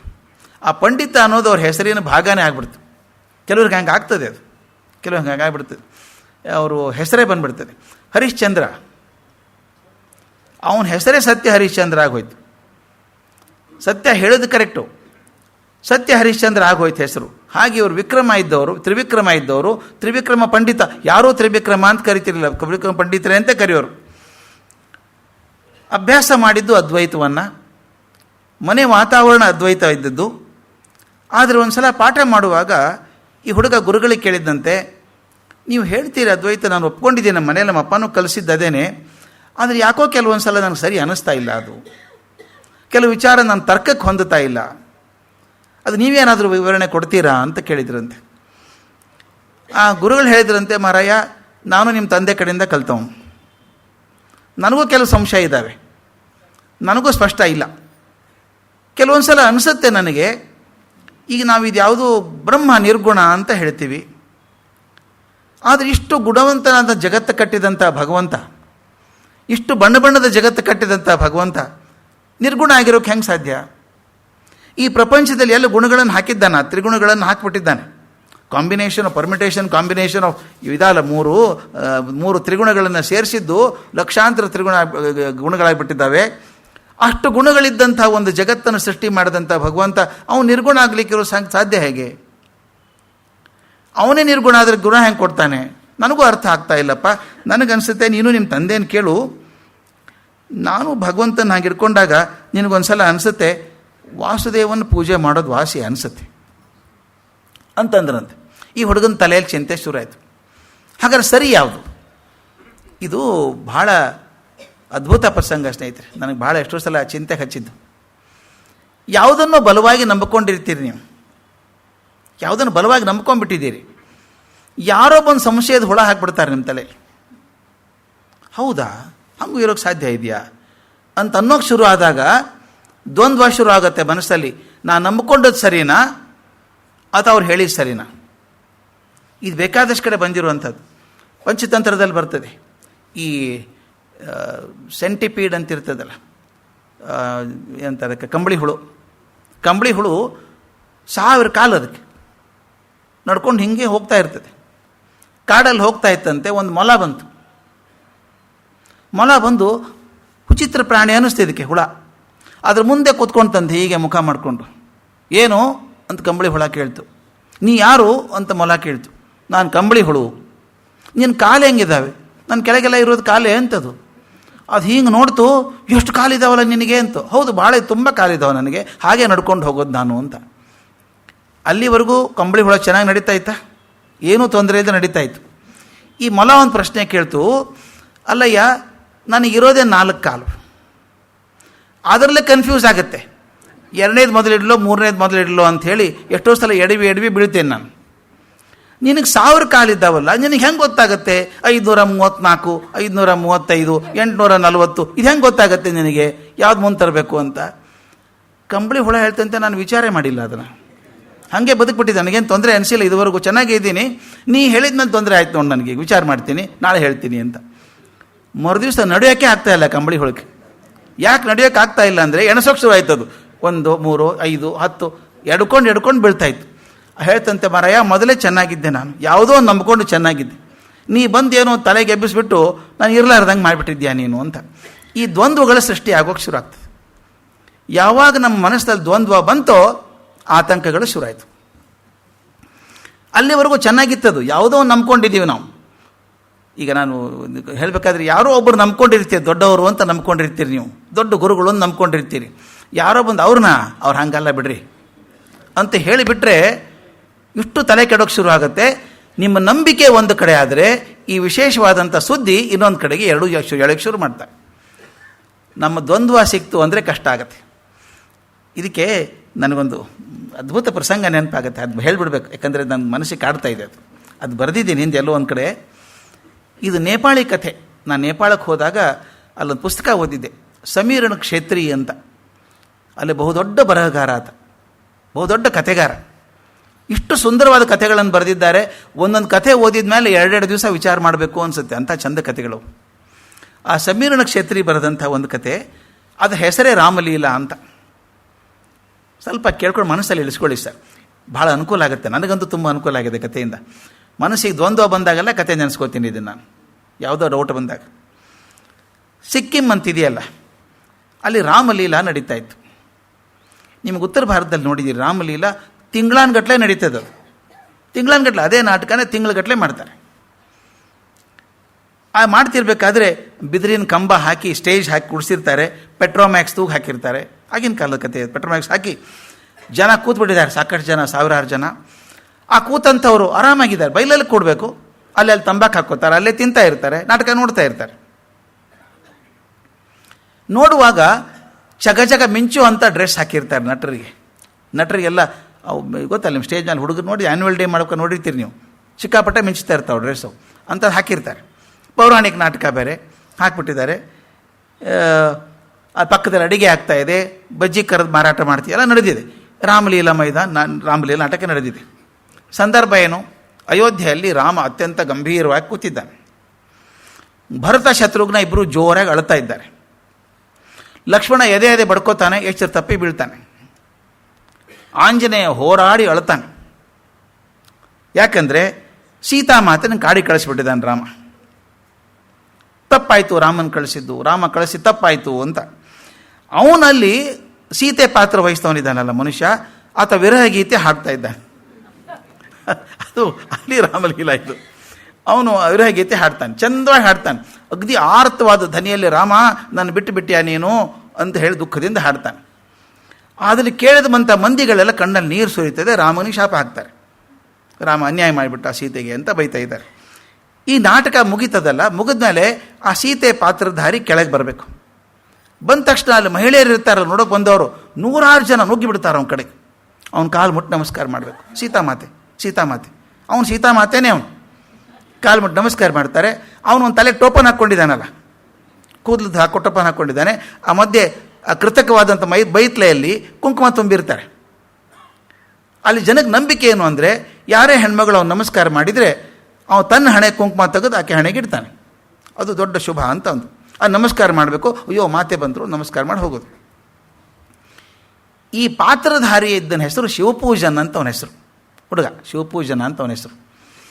ಆತ ಇಲ್ಲಿ ಬಂದದ್ದು ನಾಟಕ ಮಾಡೋದಕ್ಕಲ್ಲ, ಪಾತ್ರೆ ತೊಳೆಗೆ ಬಂದವನು. ಪಾತ್ರೆ ತೊಳಿತಾ ಇತ್ತು ಅವನು. ಆದರೆ ಮುಖ ಮಾತ್ರ ಹುಡುಗಿ ಥರ ಇತ್ತು ಅವನ ಮುಖ.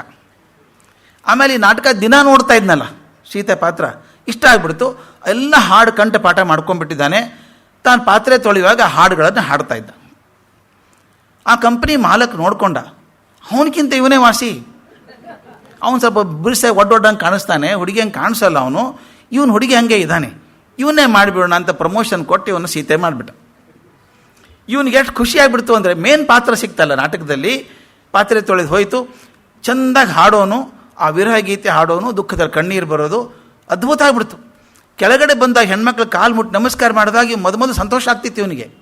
ನಾನೇ ಸೀತಾಮಾತೆ ಅಂತ. ಅವನೇ ನಂಬೋಕ್ಕೆ ಶುರು ಮಾಡಿಬಿಟ್ಟ ಸೀತಾಮಾತೆ ಅಂತ ನಂಬೋಕ್ಕೆ ಶುರು ಮಾಡಿದ. ಹೊರಗಡೆ ಜೀವನ ಕೂಡ ಹಾಗೆ ಇರೋಕ್ಕೆ ಶುರು ಆಯ್ತು. ಸೀತಾಮಾತೆ ಹೆಂಗೆ ಇರೋನು ಅವನು, ಯಾಕಂದರೆ ಸೀತಾಮಾತೆ ಪಾತ್ರ ಅಲ್ಲ. ಹೊರಗಡೆ ಯಾರು ನೋಡಿದ್ರು ಅವ್ನು ಕಾಲು ಮುಟ್ಟು ನಮಸ್ಕಾರ ಮಾಡ್ತಿದ್ರಂತೆ. ಒಂದು ಸಲ ಏನಾಯಿತು ಅಂದರೆ, ಅವನು ಹುಡುಗ, ಬೇಸಿಕಲಿ ಹುಡುಗ, ಅವನು ಸೀತಾ ಪಾತ್ರ ಹಾಕ್ಕೊಂಡಿದ್ದಾನೆ. ಅವನು ಗಂಡಸು ಸುಳ್ಳೆ. ಅವ್ರ ಅಪ್ಪ ಅಮ್ಮ ಹಿಡ್ಕೊಂಡು ಮದುವೆ ಮಾಡಿದ್ರು. ಅವನು ಬಂದು ಬಾಲಿ ಅನ್ನೋ ಹುಡುಗಿನ ಮದುವೆ ಮಾಡಿದ. ಆ ಹುಡುಗಿ ಹೆಸರು ಬಾಲಿ ಅಂತ. ಆ ಹುಡುಗಿ ಅದು. ಆಕೆ ಬಂದು ನಮಸ್ಕಾರ ಮಾಡಿದ. ಇವನು ಕುಂಕುಮ ತೆಗೆದು ಆಕೆ ತಲೆಗೆ ಹಚ್ಚೋನು. ಆಕೆ ಕುಂಕುಮ ನನಗೆ ಯಾಕೆ ಹಚ್ತಿ ಅಂತ ಆಕೆ. ಇಲ್ಲ ಸೀತಾಮಾತೆ ಆಶೀರ್ವಾದ ಇರಬೇಕು ನಿನಗೆ ಅಂತ. ಆಕೆ ನೀ ಚಂಡಾಲ, ಸೀತಾಮಾತೆ ಅಲ್ಲ ನೀನು, ನನ್ನ ಗಂಡ ನೀನು ಅಂತ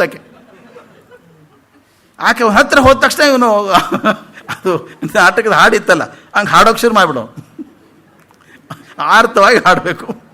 ಆಕೆಗೆ ತಲೆ ಕೆಟ್ಟು ಹೋಯ್ತಂತೆ. 1 ವಾರ ನೋಡಿದ್ಲು, 2 ವಾರ ನೋಡಿದ್ಲು, ಇವಂದೇನು ಹಾಡು ನಿಲ್ಲೋ ಹಂಗೆ ಕಾಣಿಸೋಲ್ಲ ಅಂತ ಹೇಳಿ, ಇನ್ನು ಗಂಡನೇ ಅಲ್ಲ ಹೋಗು ಬೇಡ ಅಂತ ಹೇಳಿ ತನ್ನ ಬಳೆ ಹೊಡ್ಕೊಂಡು ಹೋಗ್ಬಿಟ್ಲಂತೆ. ನೀನು ಇರೋದೇ ಬೇಡ ನಿನ್ನ ಜೊತೆಗೆ ಅಂತ. ಅವನು ಭಾಳ ಕಷ್ಟ ಆಯ್ತು. ತಾನು ಬದುಕಬೇಕಾದದ್ದು ಶಿವಪೂಜನ ಹೆಂಗೆ ಬದುಕಬೇಕೋ ಅಥವಾ ಸೀತಾಮಾತೆ ಹೆಂಗೆ ಬದುಕಬೇಕೋ ಅವನು ಸಾಕಾಯ್ತು. ಬೇಡ ಇನ್ನು ಸಾಕು ಸೀತಾಮಾತೆ ಕೆಲಸ ಅಂತ ಅಂದ್ಕೊಂಡ. ಒಂದು ದಿವಸ ನಾಟಕ ಮುಗಿಸಿ ಕೆಳಗೆ ಬಂದ, ಬೀಡಿ ಸೇರ್ಕೊಂಡು ಕೂತಿದ್ದ. ಕೂತ್ಕೊಂಡು ಆ ನಾಟಕ ಓದ್ಬೇಕ್ರಿ, ಕಥೆ ಒಂದಿಷ್ಟು ಚೆನ್ನಾಗಿ ಬರೆದಿದ್ದಾರೆ ಸಮೀರನ್ ಕ್ಷೇತ್ರಿ. ಆಗಿನ ನಿಜವಾಗ್ಲೂ ಗ್ರೌಂಡ್ ರಿಯಾಲಿಟಿನ ಇರೋದು ಹಾಗೆ. ಬೀಡಿ ಸೇರ್ತಾ ಕೂತಿದ್ದ. 2 ಹೆಣ್ಮಕ್ಳು ಬಂದರು. ಒಬ್ಬರು ಹಿರಿಯ ಹೆಣ್ಮಗಳು, ಒಬ್ಬರು ಸಣ್ಣ ಹುಡುಗಿ. ಇಬ್ಬರು ಬಂದು ನಮಸ್ಕಾರ ಮಾಡಿದರು.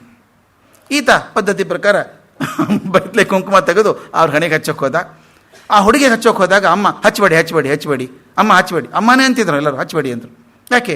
ಆಕೆ ವಿಧವೆ. ಆಕೆ ಮದುವೆ ಆದ ಮರುದಿವಸನೇ ಗಂಡು ಸತ್ತು ಹೋಗಿದ್ದಾನೆ. ಆಕೆನ ಯಾರೂ ಮದುವೆ ಆಗಲ್ಲ, ಹಂಗಿದ್ದಾಳೆ. ಅದರಿಂದ ಆಕೆಯನ್ನು ಕುಂಕುಮ ಹಚ್ಚಬೇಡಿ ಅಂತ ಭಾಳ ಕೆಟ್ಟ ಅನ್ನಿಸ್ತು. ಹುಡುಗಿ ಚೆನ್ನಾಗಿದ್ದಾಳೆ ಪಾಪ, ಆಕೆದೇನು ತಪ್ಪದು. ತೀರ್ಮಾನ ಮಾಡಿದ, ಇನ್ನು ಹಿಂಗೆ ಇದ್ದರೆ ನನ್ನ ಬದುಕು ಇದೇ ಆಗಿ ಹೋಗ್ತದೆ, ನಾನು ಕೆಲಸ ಬಿಡ್ತೀನಿ ಅಂತ ಹೇಳಿ ಯಜಮಾನ್ರಿಗೆ ಹೇಳ್ದ. 1 ತಿಂಗಳಲ್ಲಿ ಬಿಡಬೇಕಂತಿದ್ದೀನಿ ನಾನು, ಬೇರೆದವ್ರು ನೋಡ್ಕೊಳ್ಳಿ ನೀವು ಸೀತಾಪಾತ್ರಕ್ಕೆ ಅಂತ ಹೇಳ್ದ. ಆ ಮನೆಗೆ ಹೋದ, ಅವ್ರ ಮನೆಗೆ, ಆ ಹುಡುಗಿ ಮನೆಗೆ ಹೋದ. ಹೇಳಿಬಿಡ್ತೀನಿ, ನಿನ್ನ ಮದುವೆ ಆಗ್ತೀನಿ ಅಂತ ಹೇಳ್ತೀನಿ. ಮೊದಲನೇ ಆರ್ತ ಧ್ವನಿಯಲ್ಲಿ ಆ ಸೀತೆ ಹಾಡೋಲ್ಲ, ನಾನಿನ್ನ ಚೆನ್ನಾಗಿರ್ತೀನಿ ಅಂತ ತೀರ್ಮಾನ ಮಾಡಿಕೊಂಡ. ಆ ಹುಡುಗಿ ಮನೆಗೆ ಹೋದ. ಇವನು ಹೋದ್ರೆ ಸೆಲೆಬ್ರಿಟಿ. ಇವರು ಹೋದ ತಕ್ಷಣ ಮಾತೆ ಬಂದಿದ್ದಾಳೆ ಅಂತ ಆ ಊರಲ್ಲಿರೋ ಹೆಣ್ಮಕ್ಳೆಲ್ಲ ಬಂದ್ಬಿಟ್ರು. ಈ ಮಾತಾಡೋಕ್ಕೆ ಅವಕಾಶನೇ ಇಲ್ಲ ಇವನಿಗೆ. ಬಂದವ್ರಲ್ಲ ನಮಸ್ಕಾರ ಮಾಡೋದು, ಆಶೀರ್ವಾದ ತೊಗೊಳೋದು, ಹೋಗೋದು. ಕೊನೆಗೆ ಯಾಕೆ ಪಕ್ಕದಲ್ಲಿ ಕರೆದು ಹೇಳ್ದ, ಹುಡುಗಿ ನೀನು ಮದುವೆ ಆಗ್ಬಿಡ್ತೀನಿ, ನಾನು ಚಿಂತೆ ಮಾಡಬೇಡ, ನಾನು ಮದುವೆ ಆಗ್ತೀನಿ. ಯಾರೂ ಆಗಲ್ಲಲ್ಲ ನಿನ್ನ, ನಾನು ಮದುವೆ ಆಗ್ತೀನಿ ಅಂದ. ಆಕೆ ಏನು ಮಾಡ್ಬೇಕಕ್ಕೆ ಕಣ್ಣು ಮುಚ್ಕೊಂಡು, ಅಮ್ಮ ಹಂಗೆ ಅನ್ಬೇಡಿ, ನೀವು ದೊಡ್ಡ ಸೀತಾ ಮಾತೆ, ಆಶೀರ್ವಾದ ಇರಬೇಕು ಅಂತ ಕಾಲು ಮುಟ್ಟು ನಮಸ್ಕಾರ ಮಾಡಿದ್ಲು. ಅವನಿಗೆ ಫಸ್ಟ್ ಟೈಮ್ ಜೀವನದಲ್ಲಿ ಸೀತೆ ಬಗ್ಗೆ ರೋಷ ಉಕ್ಕಿಬಿಡ್ತಂತೆ. ಛೇ ನಾನು ಸೀತೆ ಆಗಿಬಿಟ್ಟು ನನ್ನ ಜೀವನನ ಕಳ್ಕೊಂಡ್ಬಿಟ್ಟೆ ಅಂತ. ಅವನು ಹೇಳ್ತಾನೆ, ಯಾವುದಾದ್ರೂ ಒಂದಾಗಬೇಕು ನಾನೀಗ, ಸೀತೆ ಆದರೂ ಆಗಬೇಕು, ಗಂಡಸಾದರೂ ಆಗಬೇಕು ಅಂಥೇಳಿ ಯಜಮಾನ್ರಿಗೆ ಹೇಳಿದಂತೆ, ನಾನು ಸೀತೆಯ ಪಾತ್ರ ಬರೋಲ್ಲ, ನಾನು ಮುಗಿದ ಕೆಲಸ ನಾನು ಹೋಗ್ತೀನಿ ಅಂತ ಹೊರಟು ಹೋದ. ಸಬೀನ ಕ್ಷೇತ್ರಿ ಹೇಳ್ತಾರೆ, ಅವನು ಮೊದಲು ಚೆನ್ನಾಗಿದ್ದ, ತಾನು ಸೀತೆನೇ ಅಂದ್ಕೊಂಡಾಗ ಚೆನ್ನಾಗೇ ಇದ್ದ. ಅವನಿಗೆ ತಾನು ಗಂಡಸು ಅಂದಾಗೂ ಚೆನ್ನಾಗಿ ಇರ್ಬೋದಾಗಿತ್ತು. ಅವನು ಅದು ಯಾವಾಗಲೂ ಒಂದು ಚಿಂತೆ ಬರೋದು, ನಾನು ಸೀತೆನೋ ಶಿವಪೂಜನೋ. ಶಿವಪೂಜನ ಆಗೋಕ್ಕೆ ಹೋದಾಗೆಲ್ಲ ಸೀತೆ ಎದ್ದು ನಿಂತ್ಕೋತಾ ಇದ್ಲು, ಅದೇ ಜಾಸ್ತಿ ಆಗೋದು. ಅದಕ್ಕೆ ಹೇಳ್ತಾರೆ ಅವರು, ಭಾಳ ಚಂದ ಹೇಳ್ತಾರೆ, ನಿಮ್ಮಲ್ಲಿ ಆಯ್ಕೆಗಳಿದ್ದಾವೆ, ಯಾವುದಾದ್ರೂ ಒಂದನ್ನು ಆರಿಸ್ಕೊಂಡು ದಾರಿ ಹಿಡ್ಕೊಂಡು ಹೋಗಿ. ಎರಡೂ ಹಿಡ್ಕೊಂಡು ಹೋದಾಗ ಎರಡಕ್ಕೂ ತೃಪ್ತಿ ಕೊಡಲ್ಲ. ಈ ಪರಿಸ್ಥಿತಿ ಇವ್ರದ್ದಾಗಿತ್ತು. ನಮ್ಮ ತ್ರಿವಿಕ್ರಮ ಪಂಡಿತರದ್ದು ಹಾಗಾಯಿತು. ಆಗ ಎಲ್ಲ ಸಾಕಷ್ಟು ಜನ ಬಂದರು.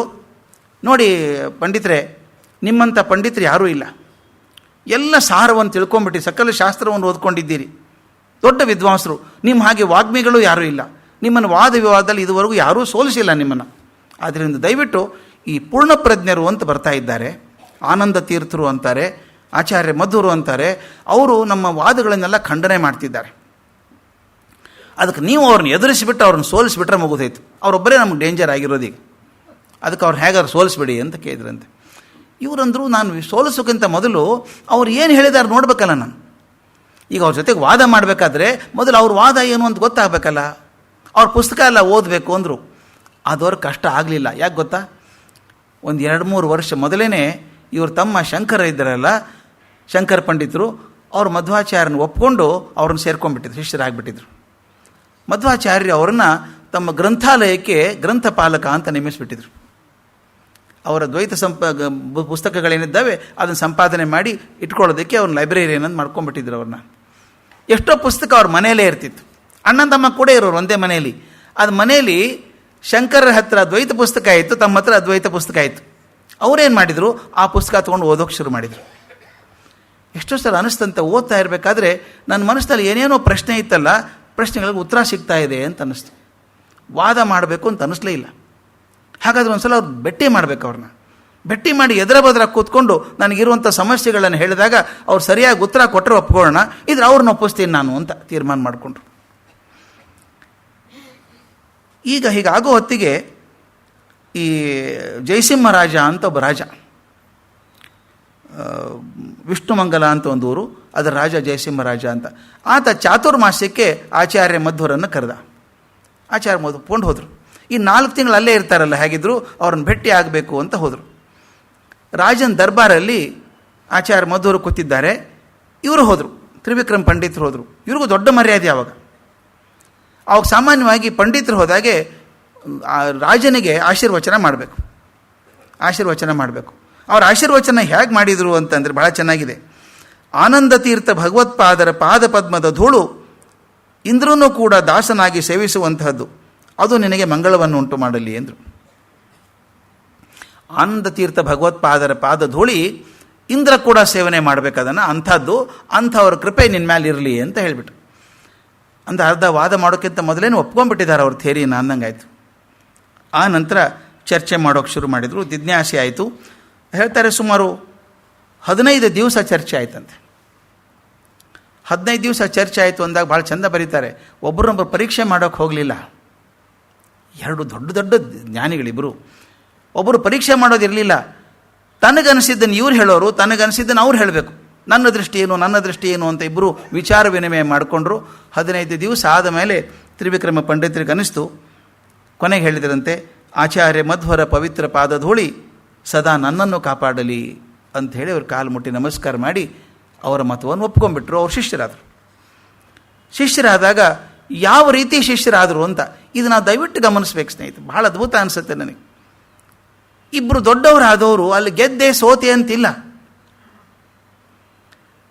ಅವ್ರನ್ನ ಒಪ್ಕೊಂಡಂಥವರು ಅವರ ಆತ್ಮೀಯ ಶಿಷ್ಯರಾಗ್ಬಿಟ್ರು, ಪರಮಪ್ರಿಯರ ಶಿಷ್ಯರಾಗ್ಬಿಟ್ರು.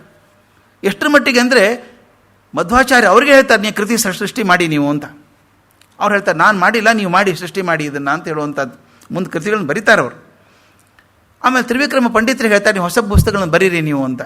ಅವ್ರು ಹೇಳ್ತಾರೆ, ನಾನು ಬರೆಯೋದು ಬೇಡ, ನನಗೆ ಇನ್ನೊಂದು ಅರ್ಥ ಆಗಬೇಕು, ನಿಮ್ಮದು ಚೆನ್ನಾಗಿ ಅರ್ಥ ಆಗುವವರೆಗೂ ದಯವಿಟ್ಟು ತಾವು ಬರೀರಿ, ಅದನ್ನು ನಾನು ಬೇಕಾದ್ರೆ ಸಹಾಯ ಮಾಡ್ತೀನಿ ನಿಮಗೆ ಅಂತ ಹೇಳಿ ಒಂದು ಏನು ಮಾಡಬೇಕು, ಅದು ಬ್ರಹ್ಮಸೂತ್ರದ ಭಾಷ್ಯ ಬರೆದಿದ್ದೀರಲ್ಲ ನೀವು, ಆ ಭಾಷ್ಯಕ್ಕೆ ವ್ಯಾಖ್ಯಾನ ಬರೀರಿ. ಯಾಕಂದರೆ ಭಾಷ್ಯ ಕೂಡ ಕೆಲವ್ರಿಗೆ ಅರ್ಥ ಆಗೋಲ್ಲ, ಪಂಡಿತರಿಗೆ ಮಾತ್ರ ಅರ್ಥ ಆಗುವಂಥದ್ದು, ಸಾಮಾನ್ಯರಿಗೆ ಅರ್ಥ ಆಗುವಂಗೆ ವ್ಯಾಖ್ಯಾನ ಬರೀರಿ ಅಂತ ಹೇಳಿದರು. ಮಧ್ವಾಚಾರ್ಯ ಒಪ್ಕೊಂಡ್ರು. ಅದೊಂದು ಮಾತ್ರ ಅದ್ಭುತ ಅನಿಸ್ಬಿಡುತ್ತೆ ನನಗೆ, ಅದು ಪವಾಡ ಸದೃಶವಾದಂಥದ್ದು. ಮಧ್ವಾಚಾರ್ಯ ಏನು ಮಾಡಿದರು ಅಂದರೆ 4 ಜನ ಶಿಷ್ಯರನ್ನ ಕೂಡಿಸ್ಕೊಂಡ್ರು ಎದುರಿಗೆ. 1 ತಿಂಗಳು ದಿನಾಲೂ ನಾನು ಮುಂದೆ ಕೂತ್ಕೋಬೇಕು, 4 ಜನ.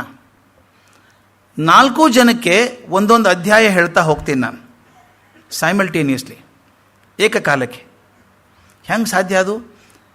ಏಕಕಾಲಕ್ಕೆ 4 ಜನಕ್ಕೆ ಒಂದೊಂದು ಅಧ್ಯಾಯ, 1ನೇ ಅಧ್ಯಾಯ ನಿಮಗೆ, 2ನೇ ಅಧ್ಯಾಯ ಇವರಿಗೆ, 3ನೇ ಅಧ್ಯಾಯ, 4ನೇ ಅಧ್ಯಾಯ ಇವರಿಗೆ ಹೇಳ್ತಾ ಹೋಗಬೇಕು. ಆದರೆ ಅವ್ರು ಶಿಷ್ಯರು ಬರೀತಾರೆ, ಹೆಂಗಿತ್ತು ಅಂದರೆ ಮೊದಲನೇ ಅಧ್ಯಾಯ ಬರ್ಕೊಳ್ಳೋವನಿಗೆ 1ನೇ ಅಧ್ಯಾಯ ಮಾತ್ರ ಕೇಳಿಸ್ತಾ ಇತ್ತಂತೆ, 2ನೇ ಅಧ್ಯಾಯ ಬರ್ಕೊಳ್ಳೋ 2ನೇ ಅಧ್ಯಾಯ ಮಾತ್ರ ಕೇಳಿಸೋದು. ಅಂದರೆ ಏಕಕಾಲಕ್ಕೆ 4 ಜನ ಬರ್ಕೋತಾ ಇದ್ರು, ಅವ್ರು ತಮಗೆ ಬೇಕಾದ ಮಾತ್ರ ಕೇಳಿಸ್ತಾ ಇತ್ತು ಅಂತ. 1 ತಿಂಗಳಲ್ಲಿ ಇಡೀ ಪುಸ್ತಕ ಮುಗೀತು. ಅವ್ರು ಹೇಳ್ತಾರೆ, ಇದು ಅದ್ಭುತ ಅನಿಸುತ್ತೆ, ಇಡೀ ಜಗತ್ತಿನ ಇತಿಹಾಸದಲ್ಲಿ ಈ ರೀತಿ ರಚಿತವಾದ ಏಕಮಾತ್ರ ಕೃತಿ ಇದು ಅಂತ. ಅದಕ್ಕೆ ಹೆಸರು ಅನುಭಾಷ್ಯ ಅಂತ ಹೆಸರಿಟ್ಟರು, ಅಥವಾ ಅನುವ್ಯಾಖ್ಯಾನ ಅಂತ ಹೆಸರು ಕರೆದರು. ಬಹುದೊಡ್ಡ ಗ್ರಂಥ ಇದು, ಅನುಭಾಷ್ಯ ಅಥವಾ ಅನುವ್ಯಾಖ್ಯಾನ ಅನ್ನೋ ದೊಡ್ಡ ಗ್ರಂಥ ಈ ರೀತಿ ಸೃಷ್ಟಿಯಾದಂಥದ್ದು. ಇದನ್ನು ನಾವು ಅನಿಸ್ಬೇಕು. ನಾವು ಒಂದೇ ಸಲ 4 ಜನ ಸಂವಾದ ಮಾಡುವಾಗ 4 ಜನಕ್ಕೆ ಡಿಕ್ಟೇಟ್ ಮಾಡೋದಿದೆಯಲ್ಲ, ಎಷ್ಟೋ ಸಲ ನಾವು ಅನುಭವಿಸಿದ್ದೀವಿ. ಇಬ್ಬಿಬ್ಬರು ಸ್ಟೆನೋಗ್ರಾಫರ್ ಇದ್ದರೆ 1 ನಿಮಿಷ ಇರಮ್ಮ, ಅವ್ರಿಗೆ ಹೇಳ್ತೀನಿ, ಮುಗಿಸ್ತಾನೆ, ನಿಮಗೆ ಹೇಳ್ತೀನಿ ಅನ್ನೋ ಹಂಗಿರುತ್ತದೆ. ಅಂಥದ್ದು 4 ಜನಕ್ಕೆ ಸೈಮಲ್ಟೇನಿಯಸ್ಲಿ ಹೇಳೋದಿದೆಯಲ್ಲ ಏಕಕಾಲಕ್ಕೆ, ಇದೊಂದು ದೊಡ್ಡ ಪವಾಡ ಸದೃಶವಾದಂಥ ಸಾಹಿತ್ಯ ಕೃತಿ ಮಾಡಿದಂಥದ್ದು. ಸಮಸ್ತ ದ್ವೈತ ಸಿದ್ಧಾಂತದ ಎಲ್ಲ ಪ್ರಮೇಯಗಳನ್ನು ವಿಶ್ಲೇಷಣೆ ಮಾಡಿ ಬ್ರಹ್ಮಸೂತ್ರಗಳಿಗೆ ಅನ್ವಯ ಮಾಡಿ ತಿಳಿಸುವಂಥದ್ದು ಈ ಗ್ರಂಥ. ಮುಂದೆ ಆಚಾರ್ಯ ಜಯತೀರ್ಥರು ಇದಕ್ಕೆ ವ್ಯಾಖ್ಯಾನ ಬರೆದು ಟೀಕೆ ಅಂತ ಯೂಸ್ ಮಾಡ್ತೀವಿ ನಾವು ವರ್ಡು. ಟೀಕೆ ಅಂದರೆ ಕಾಮೆಂಟ್ ಅಲ್ಲ, ಅದು ಟೀಕ್ ಅಂದರೆ ಅದರ ವಿವರಣೆ ಕೊಡುವಂಥದ್ದು, ವ್ಯಾಖ್ಯಾನ ಮಾಡುವಂಥದ್ದು. ಈ ಪುಸ್ತಕಕ್ಕೆ ವ್ಯಾಖ್ಯಾನ ಬರೆದದ್ದು ಶ್ರೀಮನ್ ನ್ಯಾಯ ಸುಧಾ ಅಂತ. ಇವತ್ತಿಗಾದರೂ ಮಾಧ್ವರಲ್ಲಿ ಸುಧಾಪಾಠ ಆಯಿತಾ ಅಂತ ಕೇಳ್ತಾರೆ. ಫಸ್ಟ್ ಕೇಳಿ ಸುಧಾಪಾಠ ಆಯಿತಾ ಅಂತ. ಆ ನ್ಯಾಯಸುಧವನ್ನು ಟೀಕಾಚಾರ್ಯ ಬರೆದಂಥದ್ದು. ಅವರು ಟೀಕೆ ಮಾಡಿದ್ದರಿಂದ ಅವರು ಟೀಕಾಚಾರ್ಯರು ಅಂತ ಆದರು, ಆಚಾರ್ಯ ಜಯತೀರ್ಥರು. ಅವ್ರ ಬಗ್ಗೆ ಮುಂದೆ ಬರ್ತದೆ ಹೇಳೋಣ. ಇದರ ಅಧ್ಯಯನದ ನಂತರ ತ್ರಿವಿಕ್ರಮ ಪಂಡಿತರು 2 ಪುಸ್ತಕ ಬರೆದರು. ತತ್ವ ಪ್ರದೀಪ ಅಂತ ಒಂದು, ಅಥವಾ ತತ್ವ ದೀಪಿಕಾ ಅನ್ನೋ ಪುಸ್ತಕನ ಬರೆದರು. ಅದನ್ನು ತುಂಬ ಮೆಚ್ಕೊಂಡ್ರು ಆಚಾರ್ಯ ಮಧ್ವರು. ಎಷ್ಟರ ಮಟ್ಟಿಗೆ ಮೆಚ್ಕೊಂಡ್ರು ಅಂದರೆ ಅವರೊಂದು ವಿಶೇಷ ಆಶೀರ್ವಾದ ಮಾಡಿ ತಾವೇ ಪೂಜೆ ಮಾಡ್ತಿದ್ದಂಥ ಒಂದು ವಿಗ್ರಹವನ್ನು ಅವ್ರಿಗೆ ಕೊಟ್ಟರು. ನಾರಾಯಣನ ವಿಗ್ರಹ, ಅದ್ಭುತ ವಿಗ್ರಹ. ನಾನು ನೋಡಿದ್ದೀನಿ ಆ ವಿಗ್ರಹನ, ಈ ಪಿಕ್ಚರ್ ಸಿಗ್ತದೆಯಲ್ಲ ಮಠದಲ್ಲಿ. ಈಗಾದರೂ ದಿನನಿತ್ಯ ಪೂಜೆ ಆಗ್ತದೆ ಅದು ಅವ್ರ ಮನೆಯಲ್ಲಿ. ಕೈಯಲ್ಲಿ ನಾರಾಯಣ ತನ್ನ ಎದೆ ಭಾಗದಲ್ಲಿ ಲಕ್ಷ್ಮೀನ ಎತ್ಕೊಂಡಿದ್ದಾನೆ ಕೂತಿದ್ದು. ಇಷ್ಟು ಚಂದದ ವಿಗ್ರಹ ಇದೆ. ಆ ವಿಗ್ರಹವನ್ನು ಅವರಿಗೆ ಕೊಟ್ಟು ನನ್ನ ಕಾಣಿಕೆ ನಿಮಗೆ ಅಂತ ಕೊಟ್ಟರು. ಈ ಪಂಡಿತರಿಗೆ ತ್ರಿವಿಕ್ರಮ ಪಂಡಿತರಿಗೆ 3 ಜನ ಮಕ್ಕಳಾದರು. ಅದರಲ್ಲಿ ಕೊನೆ ಪುತ್ರರು ನಾರಾಯಣ ಪಂಡಿತರು ಅಂತ. ಆ ನಾರಾಯಣ ಪಂಡಿತರೇ ಮುಂದೆ ಮಧ್ವಾಚಾರ್ಯ ಇಡೀ ಜೀವನವನ್ನು ಮಧ್ವ ವಿಜಯ ಅಂತ ದಾಖಲೆ ಮಾಡಿದವರು. ಇವತ್ತು ನಮಗೆ ಮಧ್ವಾಚಾರ್ಯ ಜೀವನದ ಬಗ್ಗೆ ವಿಷಯ ಸಿಗೋದು ಮಧ್ವ ವಿಜಯದಿಂದಾನೇ ಸಿಕ್ಕದ್ದು. ಅದನ್ನು ಬರೆದದ್ದು ನಾರಾಯಣ ಪಂಡಿತರು. ಈ ಆಗೋ ಹೊತ್ತಿಗೆ ಮಧ್ವಾಚಾರ್ಯರ ಪೂರ್ವಾಶ್ರಮದ ತಂದೆ ತಾಯಿ ತೀರ್ಕೊಂಡ್ರು. ಇದು ಗಮನಿಸಿ ಹೇಗೆ ಪ್ಯಾರಲಲ್ ಬರ್ತದೆ ಅಂತ ನನಗೆ ಅನಿಸೋ ಮಟ್ಟಿಗೆ. ಎಲ್ಲರ ಜೀವನದಲ್ಲಿ ಹಾಗೆ ಬರ್ತದೇನೋ, ಅದು ವಿಧಿನೇ ಹಾಗೇನೋ. ಇವರು ಆಗೋ ಹೊತ್ತಿಗೆ ತಂದೆ ತಾಯಿ ತೀರ್ಕೊಂಡ್ಮೇಲೆ ಅದು ಏನು ಬಂತೋ ಗೊತ್ತೋ, ಆಪತ್ತು ಗೊತ್ತಾಯಿತು ಗೊತ್ತಿಲ್ಲ. ಮಧ್ವ ವಿಜಯದಲ್ಲಿ ಬರಲ್ಲ ಅದು ಎದ್ರ ಬಗ್ಗೆನೋ. ಏನಾಯಿತು ಅಂದರೆ ಅವ್ರು ಇರುವಂಥ ಐಶ್ವರ್ಯ ಕರಗೆ ಹೋಯ್ತು, ಮನೆಯಲ್ಲಿ ಗೋ ಸಂಪತ್ತು ಹೋಯಿತು, ಧಾನ್ಯ ಎಲ್ಲ ಕರಗೆ ಹೋಯ್ತು. ಬಹಳ ಕಷ್ಟದ ಪರಿಸ್ಥಿತಿ ಬಂದ್ಬಿಡ್ತು. ಗಮನಿಸಬೇಕು, ಸ್ವಾಮಿ ವಿವೇಕಾನಂದರಿಗೆ ಆದದ್ದು ಹೀಗೇನೆ. ರಾಮಕೃಷ್ಣನ ಹತ್ರ ಬಂದಿದ್ಬಿಟ್ಟಿದ್ದಾರೆ. ಮನೇಲಿ ತುಂಬ ಕಷ್ಟ. ವಿಶ್ವನಾಥ್ ದತ್ತರ ತೀರ್ಕೊಂಡ್ಮೇಲೆ ಮನೆಗೆ ಪರಿಸ್ಥಿತಿ ಬಹಳ ಕಷ್ಟ ಆಯಿತು. ಎಷ್ಟು ಕಷ್ಟ ಆಯಿತು ಅಂದರೆ ಒಂದು ಸಲ ಕೇಳೇ ಬಿಡ್ತಾರೆ ವಿವೇಕಾನಂದರು ಬಾಯಿ ಬಿಟ್ಟು, ಗುರುಗಳೇ ದಿನ ನೀವು ಕಾಳಿ ಮಾತೆಯನ್ನು ಕೇಳ್ಕೋತೀರಿ, ನಾನೇನು ಜಾಸ್ತಿ ಕೇಳೋಲ್ಲಪ್ಪ, ಐಶ್ವರ್ಯ ಕೊಡು ಅಂತ ಕೇಳಲ್ಲ, 2 ಹೊತ್ತಿನ ಊಟ ಆಗುವಂಗೆ ಆದರೂ ಸಾಕು ನಮ್ಮ ಮನೆ ಮಂದಿಗೆ, ದಯವಿಟ್ಟು ನೀವು ಕೇಳಿ ತಾಯಿಗೆ ಅಂತ. ಆವಾಗ ರಾಮಕೃಷ್ಣ ಹೇಳಿದ್ರಂತೆ, ನಾನು ಯಾಕೆ ಕೇಳಬೇಕಪ್ಪ, ನೀನೇ ಕೇಳ್ಕೊ, ಸಾಯಂಕಾಲ ಪೂಜೆ ಮಾಡಿದಾಗ ನೀನೇ ಕೇಳ್ಕೊ ಅಂದರು. ಸಾಯಂಕಾಲ ವಿವೇಕಾನಂದರು ಹೋದರು, ಕೈ ಮುಗಿದ್ರು, ಕಾಳಿ ಪ್ರತ್ಯಕ್ಷ ಆಗಿ ಕೇಳ್ಕೊಂಡಾಗ ಪ್ರಾರ್ಥನೆ ಮಾಡಿದರು, ಬಂದರು. ಕೇಳ್ಕೊಂಡ್ಯಾ ಅಂತ ಕೇಳಿದ್ರಂತೆ ರಾಮಕೃಷ್ಣರು. ಅಯ್ಯೋ ಮರ್ತೇ ಬಿಟ್ಟೆ. ಆಯ್ತು ಇವತ್ತು ಕೇಳು. 2ನೇ ದಿವಸನೂ ಮರ್ತೋಯ್ತು. 3ನೇ ದಿವಸ ಮರಿಬೇಡ ಇವತ್ತು ಕೇಳು ಅಂತ ಹೇಳಿದರು. ಆ ವಿವೇಕಾನಂದರು ಹೇಳೋ ಮಾತು, ಎಲ್ಲವೂ ಗೊತ್ತಿದ್ದಂಥ ತಾಯಿಗೆ ನಾನೇನು ನೆನಪು ಮಾಡೋದು, ಆಕೆಗೆ ಗೊತ್ತಿಲ್ವಾ? ಆಕೆಗೆ ಏನು ಮಾಡಬೇಕು ಅಂತ ಗೊತ್ತಿದೆ, ಏನು ಮಾಡಬಾರ್ದು ಅಂತ ಗೊತ್ತಿದೆ, ಬಿಟ್ಬಿಡ್ಬೇಕು ಅದನ್ನು. ಹೀಗೆ ಕಷ್ಟದ ಪರಿಸ್ಥಿತಿ ಬಂತು. ಇವರು ತಮ್ಮ ಒಬ್ಬರಿದ್ದಾರಲ್ಲ, ಮಧ್ವಾಚಾರ್ಯ ತಮ್ಮ, ಪೂರ್ವಾಶ್ರ ತಮ್ಮ ಇದ್ದಾರೆ, ಅಪ್ಪ ಅಮ್ಮ ನೋಡ್ಕೊಂಡಿದ್ದಾರೆ. ತುಂಬ ಕಷ್ಟ ಆಯಿತು. ಒಂದು ಸಲ ಅಣ್ಣನ ಕಡೆ ಬಂದರು ಅವರು. ಅದ್ಭುತ ಮನುಷ್ಯ ಆತ, ಎಷ್ಟು ಶ್ರದ್ಧೆಯಿಂದ ಧರ್ಮ ಪರಿಪಾಲನೆ ಮಾಡ್ತಾ ಇದ್ದರು ಮನುಷ್ಯ. ಅಣ್ಣನ ಕಡೆ ಬಂದರು. ಅಣ್ಣ ಚಾತುರ್ಮಾಸ್ಯದಲ್ಲಿ ಇದ್ದಾರಲ್ಲ, ಅವ್ರು ಹೇಳಿದ ಚಾತುರ್ಮಾಸ್ಯದಲ್ಲಿ ಏನು ಮಾತಾಡೋಂಗಿಲ್ಲ, ನೀನು ಹೋಗು. ಚಾತುರ್ಮಾಸ್ಯ ಮುಗಿದ ಮೇಲೆ ತಮ್ಮನ್ನು ಕರೆಸಿ ಅವ್ರಿಗೂ ಸನ್ಯಾಸ ದೀಕ್ಷೆ ಕೊಟ್ಟು ವಿಷ್ಣು ತೀರ್ಥರು ಅಂತ ಹೆಸರು ಕೊಟ್ಟರು. ಬಹುದೊಡ್ಡ ಸನ್ಯಾಸಿ ಮಧ್ವ ಮಠದಲ್ಲಿ ಅವ್ರ ತಮ್ಮ ಅಂತ ದೊಡ್ಡವರಾಗಲಿಲ್ಲ. ಎಷ್ಟೋ ಮಂದಿ ಅವ್ರ ಮಗ ಅಂತ ಹೇಳ್ಕೊಂಡೆ ದೊಡ್ಡವರಾಗ್ತಾರೆ. ಆದರೆ ಇಲ್ಲಿ ತಮ್ಮ ಹೇಗೆ ಬದುಕಿದ್ದು ಅಂದರೆ, ಇವತ್ತಿಗೆ ಕೂಡ ನೀವು ಸುಬ್ರಹ್ಮಣ್ಯ ಮಠಕ್ಕೆ ಹೋದರೆ, ಕುಕ್ಕೆ ಸುಬ್ರಹ್ಮಣ್ಯ ಮಠಕ್ಕೆ ಹೋದರೆ ಅಥವಾ ಸೋದೆ ಮಠದ ಸ್ಥಾಪಕರವರು ಅಲ್ಲಿ ಹೋದಾಗ ಇವತ್ತಿಗಾದರೂ ನಂಬುತ್ತಾರೆ, ಅವ್ರು ಆಗಾಗ ಬರ್ತಾರೆ ಮೇಲಿಂದ ಅಂತ ನಂಬುತ್ತಾರೆ, ಅಲ್ಲಿ ಮೇಲೆ ಇದ್ದಾರೆ ಬರ್ತಾರೆ ಅಂತ ನಂಬುತ್ತಾರೆ. ಅಷ್ಟರ ಮಟ್ಟಿಗೆ ಶ್ರದ್ಧೆಯಿಂದ ನಡೆಸಿದವರು ಅಂಥವರು. ಅವ್ರ ಹೆಸರೇ ವಿಷ್ಣು ತೀರ್ಥರು. ಮಧ್ವಾಚಾರ್ಯ ದೂರದರ್ಶಿತ್ವ ಎಷ್ಟು ದೊಡ್ಡದಾಗಿತ್ತು ಅಂತ, ಬಹುದೊಡ್ಡ ದೂರದರ್ಶಿತ್ವ. ಇದು ಬಹಳ ಮುಖ್ಯ. ನಾವು ಕೆಲಸ ಮಾಡಿಬಿಡ್ತೀವಿ, ಕೆಲಸ ಒಂದು 100 ಕಾಲ ಉಳಿಬೇಕು ಅಂತ ಮಾಡಬೇಕಲ್ಲ, ಆ ರೀತಿ ಮಾಡುವಂಥದ್ದು. ಅವ್ರು ವಿಚಾರ ಮಾಡಿದ್ರಂತೆ, ಇನ್ನು ಮುಂದೆ ಬರ್ತಾ ಕಲಿಕಾಲ ಹೆಚ್ಚಾಗ್ತಾ ಹೋಗ್ತದೆ, ಪಂಡಿತರ ಸಂಖ್ಯೆ ಕಮ್ಮಿ ಆಗ್ತಾ ಹೋಗುತ್ತೆ, ಜ್ಞಾನಿಗಳ ಸಂಖ್ಯೆ ಕಮ್ಮಿ ಆಗ್ತದೆ, ಓದೋರ ಸಂಖ್ಯೆ ಕಮ್ಮಿ ಆಗ್ತದೆ. ಈ ತಾಳೆಗರಿಗಳನ್ನು ಕಾಪಾಡೋದು ಕಷ್ಟ. ಯಾರು ನೋಡ್ಕೊಳ್ಳದೆ ಹೋದರೆ ಇದೇನು ಸೃಷ್ಟಿ ಮಾಡಿದಂಥ ಜ್ಞಾನ ಇದೆಯಲ್ಲ, ಅದಕ್ಕೆ ಒಂದು ಹೆಜ್ಜೆ ಹೇಳಬೇಕು ನಾನೀಗ. ಜ್ಞಾನ ಪ್ರಸಾರ ಒಂದು ಹಂತ, ಜ್ಞಾನ ಸೃಷ್ಟಿ ಮೊದಲನೇ ಹಂತ. ಇದಾದ ಮೇಲೆ ಆ ಜ್ಞಾನದ ರಕ್ಷಣೆ ಮಾಡಬೇಕಲ್ಲ, ಅದೊಂದು ಇದೆಯಲ್ಲ, ಉಳಿಬೇಕಲ್ಲ ಒಂದಷ್ಟು ಕಾಲ. ವಿಚಾರ ಮಾಡಿದ್ರಂತೆ, ಇದು ಮುಂದೆ ಹೋಗ್ಬಿಡ್ತದೆ, ಇದು ತಾಳೆಗರಿ ರಕ್ಷಣೆ ಮಾಡದೆ ಹೋದರೆ ಹೋಗ್ಬಿಡ್ತದೆ ಅಂತ ಹೇಳಿ ಇಡೀ ತಮ್ಮ ಸಿದ್ಧಾಂತವನ್ನು ಎಲ್ಲ ಗ್ರಂಥಗಳನ್ನು ತಾಮ್ರದ ಪಟದ ಮೇಲೆ ಬರೆಸಿದರು. ತಾಮ್ರದ ಶೀಟ್ ಮೇಲೆ ಒತ್ತಿ ಹಾಕಿ ಬರೆಸಿದ್ರಂತೆ. ಬರೆಸಿ ಅವುಗಳನ್ನ ಕಾಪಾಡಿಟ್ಟಿದ್ದಾರೆ. ಎಲ್ಲ ಸರ್ವಮೂಲ ಗ್ರಂಥಗಳು ಕಳೆದು ಹೋಗಬಾರ್ದು ಅಂತ ಹೇಳಿ ತಾಮ್ರದ ತಗಡಲ್ಲಿ ಬರೆಸಿ ಹಾಳಾಗದಂಗೆ ವ್ಯವಸ್ಥೆ ಮಾಡಿ ಒಂದು ಕಡೆ ಭೂಗತ ಮಾಡಿದರು, ನೆಲದಲ್ಲಿ ಹಾಕಿಟ್ರು, ಮುಚ್ಚಿಟ್ರು. ಅದು ಎಲ್ಲಿದೆ ಅಂತ ಹೇಳ್ತಾರೆ. ಇಂದು ಪುತ್ತೂರು ಹತ್ತಿರ ಸುಳ್ಯ ಇದೆಯಲ್ಲ, ಸುಳ್ಯದ ಹಳಿ ಹತ್ತಿರ ಕಟ್ತಿಲ್ಲ ಅಂತ ಒಂದು ಜಾಗ ಇದೆ. ಸೌತ್ ಕ್ಯಾನ್ರಾದವ್ರು ಯಾರಿದ್ರು ಗೊತ್ತಿರುತ್ತೆ. ಸುಳ್ಯದ ಹತ್ತಿರ ಕಟ್ತಿಲ್ಲ ಅಂತ ಒಂದು ಮಠ ಇದೆ. ಅದ್ರ ಹತ್ತಿರ ಮಂಗಳೂರಿಂದ 32 ಕಿಲೋಮೀಟ್ರ್ ಹೋದರೆ ಅಲ್ಲೊಂದು ಪಾಣಿ ಮಂಗಳೂರು ಅಂತ ಒಂದು ಊರು ಬರ್ತದೆ. ಅಲ್ಲಿಂದ 15 ಕಿಲೋಮೀಟ್ರ್ ದೂರದ ಮೇಲೆ ಬರುವಂಥ ಜಾಗ ಇದೆ. ಆ ಗ್ರಂಥಸ್ಥಳ ಗುರುತಿಡಬೇಕಲ್ಲ, ನೆಲದಲ್ಲಿ ಹಾಕಿಬಿಟ್ಟು ಕರೆ ನಮಗೆ ಗುರು ಸಿಗಲಿಲ್ಲ ಎಲ್ಲಿದೆ ಅಂತಂದರೆ, ಅದಕ್ಕೇನು ಮಾಡಿದ್ದಾರೆ, ಅಲ್ಲೊಂದು ವ್ಯಾಸತೀರ್ಥ ಅಂತ ಮಾಡಿದ್ದಾರೆ. ಆ ಗ್ರಂಥಸ್ಥಳ ಇರುವಲ್ಲಿ ವ್ಯಾಸತೀರ್ಥ ಮಾಡಿದ್ದಾರೆ. ಒಂದು ಸಣ್ಣ ಸುಭದ್ರವಾದಂಥ ಕುಂಡ ಇದೆ. ಅದರ ಅಡಿಯಲ್ಲಿ ಈ ತಾಮ್ರದ ತಗಡಿನಲ್ಲಿ ಬರೆಸಿದಂಥ ಎಲ್ಲ ಸಾಹಿತ್ಯ ಅಲ್ಲಿದೆ. ಅದರ ಪಕ್ಕದಲ್ಲೇ ಒಂದು ಗೋಪಾಲಕೃಷ್ಣನ ವಿಗ್ರಹ ಸ್ಥಾಪನೆ ಮಾಡಿದ್ದಾರೆ. ಅಲ್ಲೊಂದು ಮಠ ಇದೆ. ಆ ಮಠ ಈಗ ಅದ್ಮಾರ ಮಠದ ಆಡಳಿತದಲ್ಲಿದೆ. ಅಂದರೆ ಮಠಕ್ಕೆ ಜವಾಬ್ದಾರಿ ಕೊಟ್ಟಾಗ ಅವ್ರ ಕೆಲಸ ಅದು ಮಠ ನೋಡ್ಕೊಳ್ಳೋ ಜೊತೆಗೆ ಆ ತಾಮ್ರದ ತಗಡಿದಾವಲ್ಲ ಸಾಹಿತ್ಯ ಇದೆಯಲ್ಲ, ಅದನ್ನು ಕಾಪಾಡೋದು ಕೆಲಸ ಅದು ಅಲ್ಲಿದೆ ಈಗಾದರೂ. ಇದು ಬಹಳ ಚಂದದ ಕೆಲಸ, ದೂರದರ್ಶಿತ್ವ ಅಂತ. ಬಹಳಷ್ಟು ಕಡೆ ಅದು ಫೇಲ್ ಆಗಿದೆ.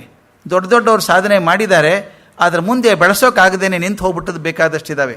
ಆದರೆ ಇವರು ಉಳಿಬೇಕು ಅಂತ ವ್ಯವಸ್ಥೆ ಮಾಡಿದ್ದು ಹೇಗೆ ನೋಡಿ. ಮುಂದೆ ತಮ್ಮ 8 ಜನ ಸನ್ಯಾಸಿ ಶಿಷ್ಯರನ್ನು ಆರಿಸಿದರು, 8 ಮಠಗಳನ್ನಾಗಿ ಮಾಡಿದರು. 8 ಮಠಗಳಿಗೆ ಅವ್ರನ್ನ ಮೂಲ ಪುರುಷರು ಅಂತ ಇಟ್ಟರು. ಕಲ್ಪನೆ ನೋಡಿ, ನಾನು ಹೇಳ್ತೀನಲ್ಲ, ವಿವೇಕಾನಂದರು ಮಾಡಿದ್ದದು. ರಾಮಕೃಷ್ಣರು ಹೋದ ಮೇಲೆ ತಾವು ರಾಮಕೃಷ್ಣ ಮಠದ್ದು ಚಾರ್ಟರ್ ಬರೀತಾರೆ ಹೇಗಿರಬೇಕು ಅಂತ. ತಾವು ಅಧ್ಯಕ್ಷರಾಗಲಿಲ್ಲ, ಯಾಕಾಗಲಿಲ್ಲ ಅಂದರೆ ಗೊತ್ತಿತ್ತು he was a star performer. ನಾನು ಆಗಬಾರ್ದು ಅಂಥೇಳಿ ಬ್ರಹ್ಮಾನಂದರನ್ನ ಅಧ್ಯಕ್ಷರನ್ನಾಗಿ ಮಾಡಿ ತಾವು ಹಾಗೆ ಉಳ್ಕೊಂಡು ಮೂಲ ಮಠ ಹೇಗಿರಬೇಕು, ತಮ್ಮ ಬ್ರ್ಯಾಂಚಸ್ ಹೇಗಿರಬೇಕು, ಈ ಬ್ರ್ಯಾಂಚ್ಗೂ ಮೂಲ ಮಠಕ್ಕೆ ಸಂಪರ್ಕ ಹೇಗಿರಬೇಕು, ಹಣಕಾಸಿನ ವ್ಯವಹಾರ ಪ್ರತಿಯೊಂದು ಬರೆದಿಟ್ಟಿದ್ದಾರೆ ರೀ. ಆ ವ್ಯವಸ್ಥೆ ಬರೆದಿದ್ದಕ್ಕೆ ಇವತ್ತಿಗೂ ಕೂಡ ಆಶ್ರಮಗಳು 100 ವರ್ಷ ಆದರೂ ಚೆನ್ನಾಗಿ ನಡ್ಕೊಂಡು ಹೋಗ್ತಾ ಇದ್ದಾವೆ. ಇದು ಪ್ಲ್ಯಾನಿಂಗ್ ಫಾರ್ ಫ್ಯೂಚರ್ ನನಗೆ ಭಾಳ ಮುಖ್ಯ ಅನಿಸೋದು. ಇಲ್ಲಿ 8 ಜನ ಕರೆದು 8 ಜನ ಪೂಜೆ ಮಾಡಬೇಕು ಅಂತ ಹಾಕಿ, ಹೃಷಿಕೇಶ ತೀರ್ಥರು ಫಲಿಮಾರ ಮಠಕ್ಕೆ, ನರಸಿಂಹ ತೀರ್ಥರು ಅದಮಾರ ಮಠಕ್ಕೆ, ಜನಾರ್ದನ ತೀರ್ಥರು ಕೃಷ್ಣಾಪುರ ಮಠಕ್ಕೆ, ಉಪೇಂದ್ರ ತೀರ್ಥರು ಪುತ್ತಿಗೆ ಮಠಕ್ಕೆ, ವಾಮನ ತೀರ್ಥರು ಶಿರೂರು ಮಠಕ್ಕೆ, ರಾಮತೀರ್ಥರು ಕಾಣಿಯೂರು ಮಠಕ್ಕೆ, ಅಧೋಕ್ಷಜ ತೀರ್ಥರು ಪೇಜಾವರ ಮಠಕ್ಕೆ, ಹಾಗೂ ಕೊನೆಗೆ ತಮ್ಮ ವಿಷ್ಣು ತೀರ್ಥ ಇದ್ರಲ್ಲ ವಿಷ್ಣು ತೀರ್ಥರು ಸೋದೆ ಮಠಕ್ಕೆ ಪ್ರಥಮ ಪೀಠಾಧಿಪತಿಗಳನ್ನಾಗಿ ನೇಮಿಸಿದರು. ಇದನ್ನು ಹೇಳಿ ಸ್ವಲ್ಪ ಬೇರೇನೂ ಹೇಳಬೇಕು ನಾನು. ಇದನ್ನು ಅಷ್ಟಮಠಗಳ ವ್ಯವಸ್ಥೆಗಳನ್ನು ಮಧ್ವಾಚಾರ್ಯ ಮಾಡಿದರು ಅಂತ ಖಂಡಿತವಾದ ನಂಬಿಕೆ ಇದೆ. ಆದರೆ ಮಧ್ವ ವಿಜಯದಲ್ಲಿ ಇದರ ವಿಚಾರ ಬರೋಲ್ಲ. ನಾನು ಯಾಕಂದ್ರೆ ಮೇಲೆ ಮೇಲೆ ಹೇಳ್ತಾ ಇದ್ದೀನಿ ಅಂದರೆ, Madhva Vijaya is the authentic commentary on the life of Madhvacharya. ಅದೊಂದೇ ದಾಖಲೆ ನಮ್ಗೆ ಹತ್ತಿರವಾಗಿರುವಂಥ ಗಟ್ಟಿಯಾಗಿರುವಂಥದ್ದು. ಅದರೊಳಗೆ ಬರಲೇ ಇಲ್ಲ. ಇದು ಬರಬೇಕಾಗಿತ್ತಲ್ಲ, ಅಷ್ಟಮಠದ ವ್ಯವಸ್ಥೆ ಮಾಡಿದರು ಅಂತ ಬರಲಿಲ್ಲ ಅದರೊಳಗೆ. ಅದು ಅಲ್ಲದೆ ಈ 8 ಯತಿಗಳು ಕೃಷ್ಣ ಪೂಜೆಗೆ ನಿಯಮಿತರಾದವರು ಅಂತ ಬರಲಿಲ್ಲ. 2 ಬಗೆಯಿದೆ, ಅದು ಗೊತ್ತಿರಬೇಕು. ಈ ಮಧ್ವ ಮಠದ ಸಿದ್ಧಾಂತದೊಂದು ಪೀಠ ಇದೆಯಲ್ಲ, ಅದು ಒಬ್ಬರು ಬೇರೆ. ಅದಲ್ಲದೆ 8 ಮಠಗಳು ಕೃಷ್ಣ ಪೂಜೆಗಿರಬೇಕಾದದ್ದು ಅಂತ ಮಾಡಿದ್ದು ಅಂತಿದೆ. ಆದರೆ ಹಾಗಿದೆ ಅಂತ ನಿಯಮಿತರಾಗಿದ್ದಾರೆ ಅಂತ ಸಿಗಲಿಲ್ಲ ನಮಗೆ. ಹಾಗಾದ್ರೆ ಪ್ರಶ್ನೆ ಬರೋದು, ಅಷ್ಟಮಠಗಳ ವ್ಯವಸ್ಥೆ ಹಾಗೂ ಈ ಪರ್ಯಾಯ ಕ್ರಮ ಆಚಾರ್ಯ ಕಾಲದಲ್ಲೇ ಬಂತೆ ಅಥವಾ ಆಮೇಲೆ ಬಂತೆ ಅಂತ ಸ್ಪಷ್ಟವಾಗಿ ಗೊತ್ತಾಗಲ್ಲ. ನಂಬಿಕೆ ಇರೋದು ಬೇರೆ, ಇತಿಹಾಸ ಬೇರೆ. ಆದರೆ ಬಹುಶಃ ಈ ಪೂಜೆಗೆ ಅಥವಾ ಪರ್ಯಾಯಕ್ಕೆ ಹೆಚ್ಚು ಪ್ರಾಶಸ್ತ್ಯ ಬಂದದ್ದು ವಾದಿರಾಜ ಸ್ವಾಮಿಗಳ ಕಾಲದಲ್ಲಿ ಅಂತ ಅನಿಸುತ್ತೆ. ಒಂದು ನಂಬಿಕೆ ಇದೆ ಅಲ್ಲಿ ಕೂಡ. ಏನು ನಂಬಿಕೆ ಅಂತಂದರೆ, ಈ 2 ತಿಂಗಳ ಪರ್ಯಾಯಗಳನ್ನು ಮೊದಲು ಮಧ್ವಾಚಾರ್ಯ ಮಾಡಿದ್ದನ್ನು ವಾದಿರಾಜರು 2 ವರ್ಷ ಮಾಡಿದರು ಅಂತ ಬರ್ತದೆ. ಒಂದು ನಂಬಿಕೆ, ಅದು ಥರದ ನಂಬಿಕೆ ಇದೆ. ಮಧ್ವಾಚಾರ್ಯ ಮೊದಲು 2 ತಿಂಗಳು ಅಂತ ಹೇಳಿದರು ಪೂಜೆ, ಅದನ್ನು ಇವರು ವಾದಿರಾಜರು ಬಂದು 2 ವರ್ಷ ಮಾಡಿ 2 ತಿಂಗಳಲ್ಲಿ ಏನೂ ಮಾಡೋಕ್ಕಾಗಲ್ಲ ಅನ್ನೋ ದೃಷ್ಟಿಯಿಂದ ಮಾಡಿರಬೇಕು. ಸಿದ್ಧಾಂತ ಅಂತ ಯಾವುದೂ ಹೇಳೋಕ್ಕಾಗಲ್ಲ, ಯಾವುದು ಸರಿ ಅಂತ ಗೊತ್ತಿಲ್ಲ. ಒಂದು ಸಲ ಮಧ್ವಾಚಾರ್ಯರು ಪ್ರವಾಸ ಮಾಡ್ತಾ ಸುಬ್ರಹ್ಮಣ್ಯಕ್ಕೆ ಬಂದರು. ಅಲ್ಲೊಬ್ಬ ಅದ್ವೈತ ಸಂಪ್ರದಾಯದ ಯತಿ ಇದ್ದರು, ನರಸಿಂಹ ಭಟ್ಟಾಚಾರ್ಯ ಅಂತ ಒಬ್ಬಿದ್ರು. ಆತ ಅದ್ವೈತ ಮತವನ್ನು ಪ್ರಸಾರ ಮಾಡ್ತಾ ಇದ್ದ, ದೊಡ್ಡ ವಾಗ್ಮಿ ಅಂತ ಹೆಸರಾಗಿದ್ದಂಥ ಮನುಷ್ಯ. ಆತ ಆಚಾರ್ಯ ಮಧ್ವ ವಾದ ಮಾಡಿ ಸೋತು ತಾನು ಪೂಜೆ ಮಾಡ್ತಿದ್ದಂಥ ನರಸಿಂಹ ಪ್ರತಿಮೆಯನ್ನು ಅವರಿಗೆ ಕೊಟ್ಟು ತಾನು ದೇಶಾಂತರಕ್ಕೆ ಹೋಗ್ಬಿಟ್ಟ. ಅವತ್ತಿಂದ ಸುಬ್ರಹ್ಮಣ್ಯ ಕ್ಷೇತ್ರ ವೈಷ್ಣವ ಕ್ಷೇತ್ರ ಆಯಿತು. ಇವತ್ತಿಗೂ ಕೂಡ ಸುಬ್ರಹ್ಮಣ್ಯ ಮಠ ಮಾಧ್ವ ಮಠ ಆಗಿದೆ, ಅದು ಹಾಗೆ ಉಳ್ಕೊಂಡಿದೆ. ಮುಂದೆ ತಮ್ಮ ತಮ್ಮಂದರಿಗೆ ಯಾವಾಗ ಆ ಸುಬ್ರಹ್ಮಣ್ಯ ಮಠನೂ ತಮಗೆ ಬಂತೋ, ಆವಾಗ ತಮ್ಮ ವಿಷ್ಣು ತೀರ್ಥರಿಗೆ ಸೋದೆ ಮಠದ ಜೊತೆಗೆ ಇದೊಂದು ವಿಶೇಷವಾದಂಥ ಜವಾಬ್ದಾರಿ ತಗೊಳ್ಳಿ ಅಂತ ಅದನ್ನು ಕೊಟ್ಟು ಅವರ ಆಧಿಪತ್ಯವನ್ನು ಕೊಟ್ಟರಂತೆ. ಈ ಒಂದು ತಮಾಷೆ ಘಟನೆ. ಒಂದು ಸಾರಿ ಸಂಚಾರ ಮಾಡ್ತಾ ಮಧ್ವಾಚಾರ್ಯರು ಭದ್ರಾ ನದಿ ತೀರದ ಕಳಸ ಅನ್ನುವಂಥ ಗ್ರಾಮಕ್ಕೆ ಬಂದರು. ಆ ಕಳಸದ ಹೊರಗೆ ಬಂದಾಗ ಭದ್ರಾ ನದಿ ಜೋರಾಗಿ ತಿರುಗುವಂಥದ್ದು, ಜಾಸ್ತಿ ಪ್ರವಾಹ ಬರುವಂಥ ಜಾಗ. ಅದು ನೋಡೋಕೆ ತುಂಬ ಚೆನ್ನಾಗಿರ್ತದೆ. ಈ ನೀರಿನ ಪ್ರವಾಹ ದೂರ ನಿಂತು ನೋಡೋಕ್ಕೆ ಚೆಂದ, ದಂಡೆ ಮೇಲೆ ನಿಂತ್ಕೊಂಡಾಗ ಚೆಂದಾಗಿರ್ತದೆ. ಅಲ್ಲಿ ತುಂಬ ಪ್ರವಾಹ ಬರ್ತಿತ್ತಲ್ಲ, ನೋಡೋ ಒಂದು ಕಲ್ಲಿತ್ತು, ದೊಡ್ಡ ಬಂಡೆ, ಅಸಾಧ್ಯ ದೊಡ್ಡ ಬಂಡೆ ಅದು. ಅವ್ರು ಅಂದ್ಕೊಂಡ್ರಂತೆ ಈ ಬಂಡೆ ಇಲ್ಲಿರೋ ಬದಲು ಸ್ವಲ್ಪ ಮಧ್ಯದಲ್ಲಿ ಇಟ್ಟುಬಿಟ್ರೆ ಇದ್ದಿದ್ರೆ ಸ್ನಾನ ಮಾಡೋದಕ್ಕೆ ಘಟ್ಟದಂಗೆ ಆಗ್ತದೆ, ಚೆನ್ನಾಗಿರ್ತದೆ ಜನಕ್ಕೆ. ಇದೊಂದು ಅಡ್ಡ ಆಗಿಬಿಟ್ಟಿದೆ ಇದು. ಅಲ್ಲಿ ಜನಕ್ಕೆ ಮಧ್ವಾಚಾರ್ಯ ಕೇಳಿದ್ರಂತೆ, ನೀವು ಯಾಕೆ ಮನಸ್ಸು ಮಾಡಲಿಲ್ಲ, ಈ ಕಲ್ಲು ಇಲ್ಲಿ ಯಾಕಿದೆ ಇದು, ಅದೇನಾದರೂ ಮಾಡಿ ಒಂದಿಷ್ಟು ಕಷ್ಟಪಟ್ಟು ಸರಿಸಿ ಇಟ್ಟಿದ್ರೆ ಇಲ್ಲಿಟ್ಟಿದ್ರೆ ಚೆನ್ನಾಗಾಗಿರೋದಲ್ಲ ಅಂತ. ಅವರಂದು ಸ್ವಾಮಿ ನೋಡಿದ್ದೀರ ಕಲ್ಲದನ ಅಂತ. ಅವನು ನೋಡಿದ್ದೀರ ಕಲ್ಲದನ ಅಲುಗಾಡ್ಸೋಕ್ಕೆ ನಾವು 100 ಜನ ಹೋದ್ವಿ, 1000 ಜನ ಹೋಗಿದ್ವಿ, ಅಲುಗಾಡ್ಸೋಕ್ಕಾಗ್ತಾ ಇಲ್ಲ ಅದನ್ನು. ಸಾಕ್ಷಾತ್ ಭೀಮಸೇನ ಬಂದರೂ ಅಲುಗಾಡ್ಸೋಕ್ಕಾಗಲ್ಲ, ಅದು ಅಂತರ ಕಲ್ಲಿದೆ, ಅದು ಸರಿಸೋದು ಹೇಗೆ ಅದನ್ನು ಅಂದಂತೆ. ಇವರು ಹಾಗ ಕಷ್ಟ ಇದೆಯಾ ಅದು, ನೋಡಿ ಹಾಗಾದರೆ ಅಂದರು. ಒಂದು ತಕ್ಷಣ ಪವಾಡ ಆದಂಗೆ ಆಯ್ತಂತೆ. ಪವಾಡ ಇವ್ರು ಹೋಗ್ಬಿಟ್ಟು ಅದೇನು ಟೆನ್ನಿಸ್ ಬಾಲ್ ಅಂತ ಅನ್ನೋ ಹಾಗೆ ಒಂದೇ ಕೈಯಿಂದ ಎತ್ತಿಬಿಟ್ರಂತೆ ಕಲ್ಲದನ್ನು. ಎತ್ಕೊಂಡ್ಬಿಟ್ಟು ಎಲ್ಲಿ ತೋರಿಸಿದ್ರಲ್ಲ ಜಾಗ ಎಲ್ಲಿ ಇಡಬೇಕು ಅಂತ, ಅಲ್ಲಿ ಸರಿಯಾಗಿಟ್ರು, ಇಟ್ಬಿಟ್ರು ಅದನ್ನು. ಆವಾಗ ನದಿ ದಿಕ್ಕೋ ಬೇರೆ ಆಯಿತು, ಸ್ನಾನಘಟ್ಟ ಎಲ್ಲ ರೆಡಿ ಆಯಿತು. ಮಂದಿ ಎಲ್ಲ ಗಾಬರಿ, ಇದು ಏನು ಅಸಾಧ್ಯ ಇದು, ಒಬ್ಬ ಮನುಷ್ಯ ಒಂದೇ ಕೈಯಿಂದ ಎತ್ತೋಕೆ ಸಾಧ್ಯ ಇದೆಯಾ ಇದು ಆದರೆ ನಂಬಬೇಕದನ್ನು, ಯಾಕಂದರೆ ಆ ಶಿಲೆ ಇದೆಯಲ್ಲ, ದೊಡ್ಡ ಕಲ್ಲು ಇದೆಯಲ್ಲ, ಕಲ್ಲಿನ ಮೇಲೆ ಒಂದು ಶಾಸನ ಬರೆದಿದ್ದಾರೆ. ಈಗಾದರೂ ಇದೆ, ಅದು ಕಳಸಕ್ಕೆ ಹೋದರೆ ನಿಮ್ಗೆ ಕಾಣುತ್ತೆ. ಅದು ಆ ಬಂಡೆ ಮೇಲೆ ಶಾಸನ ಇದೆ. ಆ ಶಾಸನ ಮೇಲೆ ಬರೆದಿದ್ದಾರೆ, ಶ್ರೀ ಮಧ್ವಾಚಾರ್ಯೈಕ ಏಕಹಸ್ತಾನಾನೀಯ ಸ್ಥಾಪಿತ ಶಿಲಾ, ಒಂದೇ ಕೈಯಿಂದ ಎತ್ತಿ ಇಟ್ಟಂಥ ಕಲ್ಲು ಅಂತ ಇಟ್ಟಿದ್ದಾರೆ. ಅದಕ್ಕೊಂದು ಇಂಗ್ಲೀಷ್ ಇದು ಕೂಡ ಇದೆ, ನಮಗೆ ರಿಜಿಸ್ಟ್ರೇಷನ್ ಕೂಡ ಇದೆ, ಅದಕ್ಕೆಲ್ಲ ಡಾಕ್ಯುಮೆಂಟ್ ಇದೆ, ಪೂರ್ತಿ ಡಾಕ್ಯುಮೆಂಟ್, ಇಂಥ ದಿವಸ ಮಾಡಿದರು ಅಂತ. ಅದರ ಜೊತೆಗೆ ಆ ಕಲ್ಲಿನ ಮೇಲೆ ಮಧ್ವಾಚಾರ್ಯ ರೇಖಾಚಿತ್ರ ಇದೆ, ಎಡಬಲದಲ್ಲಿ ದಂಡಕಮಂಡಲಗಳಿದ್ದಾವೆ. ಇದೊಂದು ಅಪ್ರತಿಮ ಯೋಗ ಶಕ್ತಿಯ ಪ್ರದರ್ಶನ ಅಂತ ಬರೀತಾರೆ. ಆಗಿನ ಬ್ರಿಟಿಷ್ ಸರ್ಕಾರದವರು ಅದನ್ನು ದಾಖಲೆ ಮಾಡಿಟ್ಟಿದ್ದಾರೆ. ಇದನ್ನು ಈ ಪ್ರಕಾರ ಹೀಗೆ ಅವತ್ತಿನ ದಿವಸ ಬಂದು ಹೀಗೆ ಕಲ್ಲನ್ನು ಎತ್ತಿ ಒಂದೇ ಕೈಯಿಂದ ಎತ್ತಿ ಇಟ್ಟರು ಅಂತ ಹೇಳ್ತಾರೆ. ಅದನ್ನು ಪವಾಡ ಅಂತ ತಗೋತಿರೋ ಅಥವಾ ನಂಬ್ತಿರೋ ನಮಗೆ ಬಿಟ್ಟಿದ್ದು.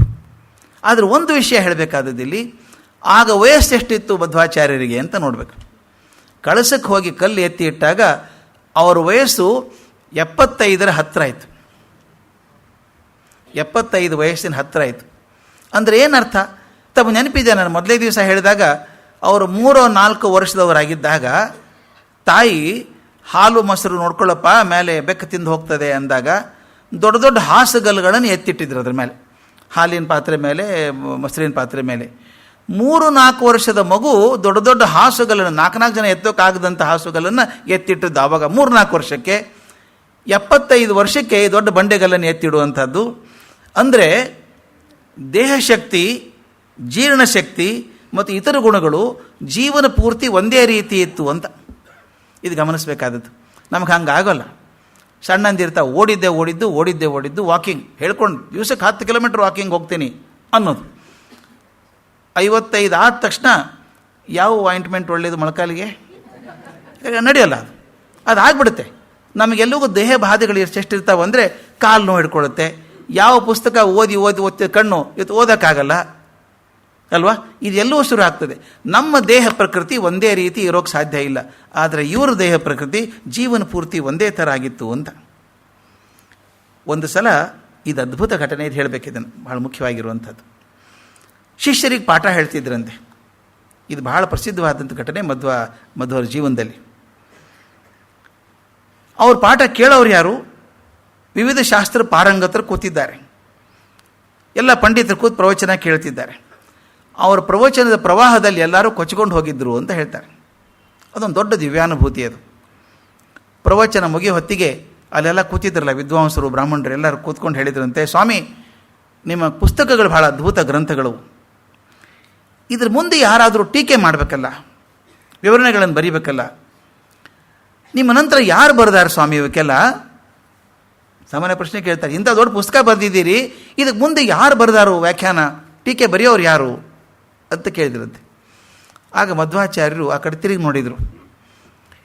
ಸಾವಿರಾರು ಜನ ಕೂತಿದ್ದಾರಲ್ಲ ಪ್ರವಚನ ಕೇಳ್ತಾ. ಅಲ್ಲಿ ಬಲಗಡೆ ಬಾಜುಕ್ಕೆ ಒಂದು ಎತ್ತು ಕೂತಿತ್ತು. ಎತ್ತು ಮೇಲಕ್ಕೆ ಹಾಕ್ಕೊಂಡು ಕೂತಿದೆ. ಅದು ತಕ್ಷಣ ಹೇಳಿದ್ರಂತೆ, ಯಾರಾದರೂ ಬರೆದ್ರೆ ಈ ವೃಷಭ ಬರಿಬೋದು ಅಂದ್ರಂತೆ. ನಕ್ಕು ಬಿಟ್ರು ಜನ. ಮಧ್ವಾಚಾರ್ಯ ನಗೋದಲ್ಲ ಇದು, ನಿಜವಾಗಲೂ ನನ್ನ ಗ್ರಂಥಕ್ಕೆ ಮುಂದೆ ಯಾರಾದರೂ ಟೀಕೆ ಬರೆಯೋದಾದರೆ ಈ ವೃಷಭ ಬರಿಬಹುದು ಅಂದ್ರಂತೆ. ಅವ್ರು ಸೀರಿಯಸ್ ಆಗಿ ಹೇಳಿದ್ರೆ ನಂಬ್ಕೊಂಬಿಟ್ರು. ಹಂಗಾರೆ ವೃಷಭದ ಕಡೆಯಿಂದ ಬರೆಸ್ತಾರ ಇವರು ಅಂತ ಮೆಚ್ಚಿಕೊಳ್ಳೋರು ಕೆಲವರು. ಆದರೆ ಕೆಲವರು ಅಸೂಯ ಪ್ರಕೃತಿಯವರು ಇರ್ತಾರೆ. ಅದರಲ್ಲೊಬ್ಬ ಬ್ರಾಹ್ಮಣ ಏನು ಮಾಡ್ದ ಅಂದರೆ, ಈ ಎತ್ತು ಬರೀತದ, ನಮಗೆ ಬರೆಯೋಕ್ಕಾಗಲಿಲ್ಲ, ಇವ್ರು ಬರೀತದೆ, ಎತ್ತು ಬರೀತದ ಇದು ಅಂದ್ಬಿಟ್ಟು ತಕ್ಷಣ ಒಂದು ಶಾಪ ಕೊಟ್ಟ. ಎತ್ತು ಹಾವು ಕಚ್ಚಿ ಸತ್ತು ಹೋಗಲಿ ಅಂತ. ಎತ್ತು, ದಯವಿಟ್ಟು ಸೆಂಟೆನ್ಸ್ ಚೆನ್ನಾಗಿದೆ ಅದು, ಎತ್ತು ಹಾವು ಕಚ್ಚಿ ಸತ್ತು ಹೋಗಲಿ ಅಂತ. ಒಂದು ಹಾವು ಬಂದು ಕಚ್ಚಿಬಿಡ್ತು. ಅವನ ಮಾತು ಸುಳ್ಳಾಗಬಾರ್ದಲ್ಲ, ಅವನು ಪಂಡಿತ. ಹಾವು ಬಂದು ಕಚ್ಚಿತಂತೆ, ಹಸು ಸತ್ತೋಯ್ತು, ಎತ್ತು ಸತ್ತೋಯ್ತು. ಸತ್ತೋದ ತಕ್ಷಣ ಮಧ್ವಾಚಾರ್ಯ ನೋಡಿದರು, ಚೇಚೆ ಹಿಂಗೆ ಆಗಬಾರ್ದು ಅಂದರು. ತಮ್ಮ ಕಮಂಡಲ್ಲಿ ನೀರು ತಗೊಂಡ್ರು, ತಾವೇ ಬರೆದಂಥ 12 ಸ್ತೋತ್ರವನ್ನು ಹೇಳಿ ಅದಕ್ಕೆ ನೀರು ಹಾಕಿದರು. ಅದು ನಿದ್ದೆಯಿಂದ ಎದ್ದಂತೆ ಎದ್ದು ನಿಂತ್ಕೊಂಡ್ಬಿಡ್ತದೆ, ಏನಾಗಲಿಲ್ಲ. ಇಲ್ಲಿ ಒಂದು ಪ್ರಸಂಗ ಬಂತು. ಹಾಗಾದರೆ 2 ಥರದ ಮಾತಿದ್ದಾವೆ ಇದರೊಳಗೆ ಕಥೆಯೊಳಗೆ. ಒಂದು, ಮಧ್ವಾಚಾರ್ಯರು ತಮ್ಮ ನೀರು ಹಾಕಿದ ತಕ್ಷಣ ಅದು ಎದ್ದು ನಿಂತ್ಕೊಳ್ತು ಅಂತ ಒಂದು ಭಾಗ. ಆದರೆ ಇನ್ನೊಂದು ಬೇರೆ ಕಥೆ ಇದೆ ಅದಕ್ಕೆ. ಮಧ್ವಾಚಾರ್ಯದಂತೆ ಅವನು ಬ್ರಾಹ್ಮಣ ಶಾಪ ಕೊಟ್ಟಿದ್ದಾನೆ. ಅವನ ಶಾಪ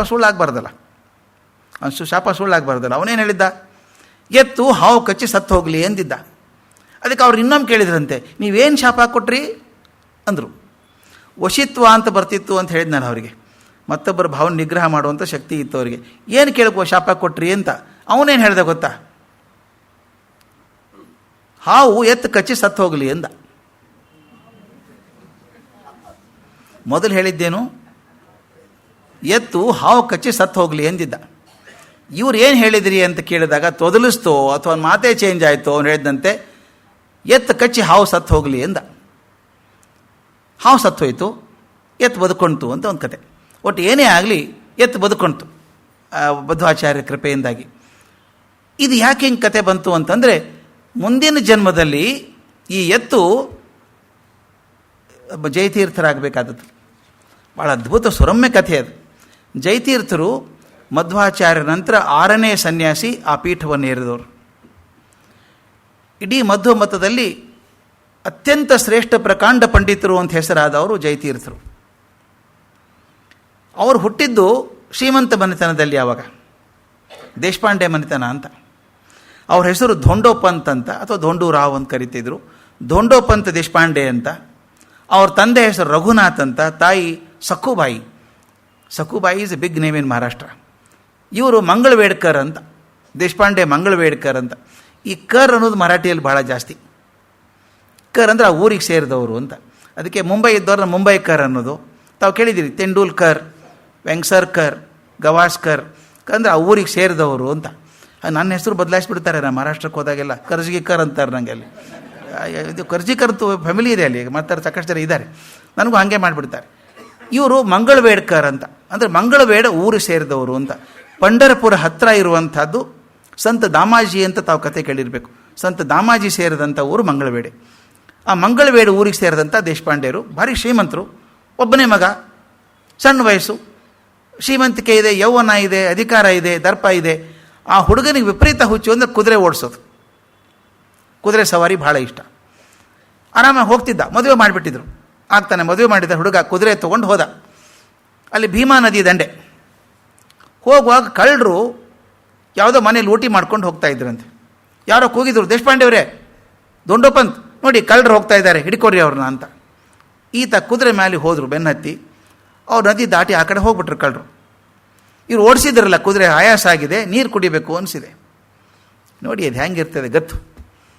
ಸಾಮಾನ್ಯವಾಗಿ ಏನು ಮಾಡಬೇಕಾಗಿತ್ತು? ನೀರು ಕುಡಿಬೇಕಾದ್ರೆ ನದಿ ಹತ್ರ ಇಳಿದು ಕುದುರೆ ಕಟ್ಟಿ ನೀರು ಕುಡಿಬೇಕಾಗಿತ್ತು. ಅಷ್ಟು ಪೇಷನ್ಸ್ ಇಲ್ಲ ಹುಡುಗ, ಇನ್ನು ಬಿಸಿ ರಕ್ತ. ಆ ಕುದುರೆನೇ ನೀರಲ್ಲಿ ತೊಗೊಂಡು ಹೋದ್ರು ಒಳಗಡೆ. ಕುದುರೆ ಎದೆ ಮಟ್ಟ ನೀರಲ್ಲಿ ಹೋದರು, ತೆಳಗಿಳಿಲಿಲ್ಲ.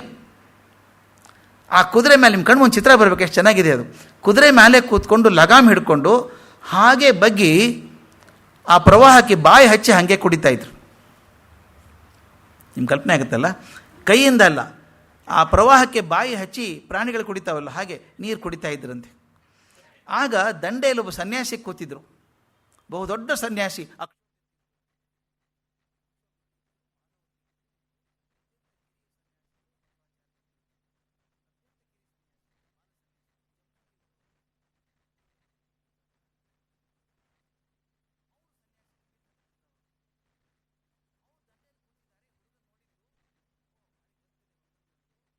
ಕೆಳಗಿಳಿಲಾರದೆ ನೀರು ಕುಡಿತಾನೆ ಅಂತ ಹೇಳಿ ತಕ್ಷಣ ಕೂಗಿದ್ರಂತೆ, ಕಿಂ ಪಶು ಪೂರ್ವದೇಹೆ, ಕಿಂ ಪಶು ಪೂರ್ವದೇಹೆ ಅಂದರು. ಅಂದರೆ ಪೂರ್ವದಲ್ಲಿ ನೀನು ಪಶು ಆಗಿದ್ದೇನೋ ಅಂದಂಗೆ. ಪೂರ್ವದಲ್ಲಿ ನೀನು ಪಶು ಆಗಿದ್ಯಾ ಅಂತ ಕೇಳಿದ ತಕ್ಷಣ ಇವ್ರಿಗೇನೋ ತಲೆಗೆ ಚಕ್ ಅಂತ ಮಿಂಚು ಹೊಡೆದಂಗೆ ಆಯಿತು. ತಕ್ಷಣ ಪುನರ್ಜನ್ಮದ ನೆನಪಾಯ್ತು. ಹಿಂದಿನ ಜನ್ಮದ್ದು ನಾನು ಎತ್ತಾಗಿದ್ದೆ. ಹೋದ ಜನ್ಮದಲ್ಲಿ ನಾನು ಆಚಾರ್ಯ ಮಧ್ವರು ಎಲ್ಲ ಪುಸ್ತಕ ಹೊತ್ಕೊಂಡು ತಿರುಗಾಡಿದ್ದವನು. ಅವರ ಪ್ರವಚನಗಳನ್ನು ಒಂದೂ ಬಿಡದೆ ಕೇಳಿದಂಥವನು ನಾನು. ಆವತ್ತಿನ ದಿವಸ ಹೀಗಾಗಿ ಹಾವು ಕಚ್ಚಿದಾಗ ನಾನು ಬದುಕಿಸಿದಂಥವರು. ನನ್ನ ಮುಂದೆ ಅವತ್ತೇ ಎಲ್ಲರ ಮುಂದೆ 1000 ಜನರ ಮುಂದೆ ಮಧ್ವರು ಹೇಳಿದರು, ನನ್ನ ಪುಸ್ತಕಕ್ಕೆ ಟೀಕೆ ಬರೆದ್ರೆ ಇವನೇ ಬರೀತಾನೆ ಮುಂದೆ ಅಂತ ಹೇಳಿದರು. ಆ ಕೆಲಸನ ಮಾಡಬೇಕು ಅಂದ್ಕೊಂಡ್ರು. ಸೀದಾ ಕುದುರೆ ಇಳಿದ್ರು, ಅಕ್ಷೋಭ್ಯ ತೀರ್ಥರ ಹತ್ರ ಹೋದರು, ನಾನು ಸನ್ಯಾಸ ಕೊಡಿ ಅಂತ ಕೇಳ್ಕೊಂಡ್ರು. ಮದುವೆ ಆಯ್ತು ಮನುಷ್ಯ ಇವನು. ಅಪ್ಪ ಕೇಳ್ತಾರ, ದೇಶಪಾಂಡೆ ಬೇರೆಯವರು ಬಂದರು, ಎಳ್ಕೊಂಡು ಹೋದ್ರೆ ಮಗನ, ನಡೆಯೋ ಮುಚ್ಚ, ನೀನು ಮದುವೆ ಆಗಿದ್ದು, ಸನ್ಯಾಸಿ ಏನು ಮಾಡ್ತೀನಿ ಎಂದು ಅಕ್ಷೋಭ್ಯ ತೀರ್ಥರನ್ನ ಬೈದು ಮಗನ ಕರ್ಕೊಂಡು ಹೋದ್ರು ಮನೆಗೆ. ಕರ್ಕೊಂಡು ಹೋದರೆ ಏನಾಗಬೇಕು ಅಂತ. ಇದು ನನಗನ್ಸುತ್ತೆ ಇದೊಂದು ಅದ್ಭುತ ಸೈಕಾಲಜಿಕಲ್ ಇಶ್ಯೂ ಇದು. ನಾನಿದು ಅಲ್ಲ ಅಂತ ಅಂದ್ಕೊಂಡಾಗ ಪೂರ್ತಿ ಬಿಟ್ಬಿಡ್ತೇವೆ ನೋಡಿ. ಹೇಗೆ ಆತ ಸನ್ಯಾಸ ಕೊಟ್ಟರೋ ಬಿಟ್ಟರೋ ಆ ಕ್ಷಣಕ್ಕೆ ಸನ್ಯಾಸ ಬಂದ್ಬಿಡ್ತು ಮೈಯಲ್ಲಿ ಅವ್ರಿಗೆ.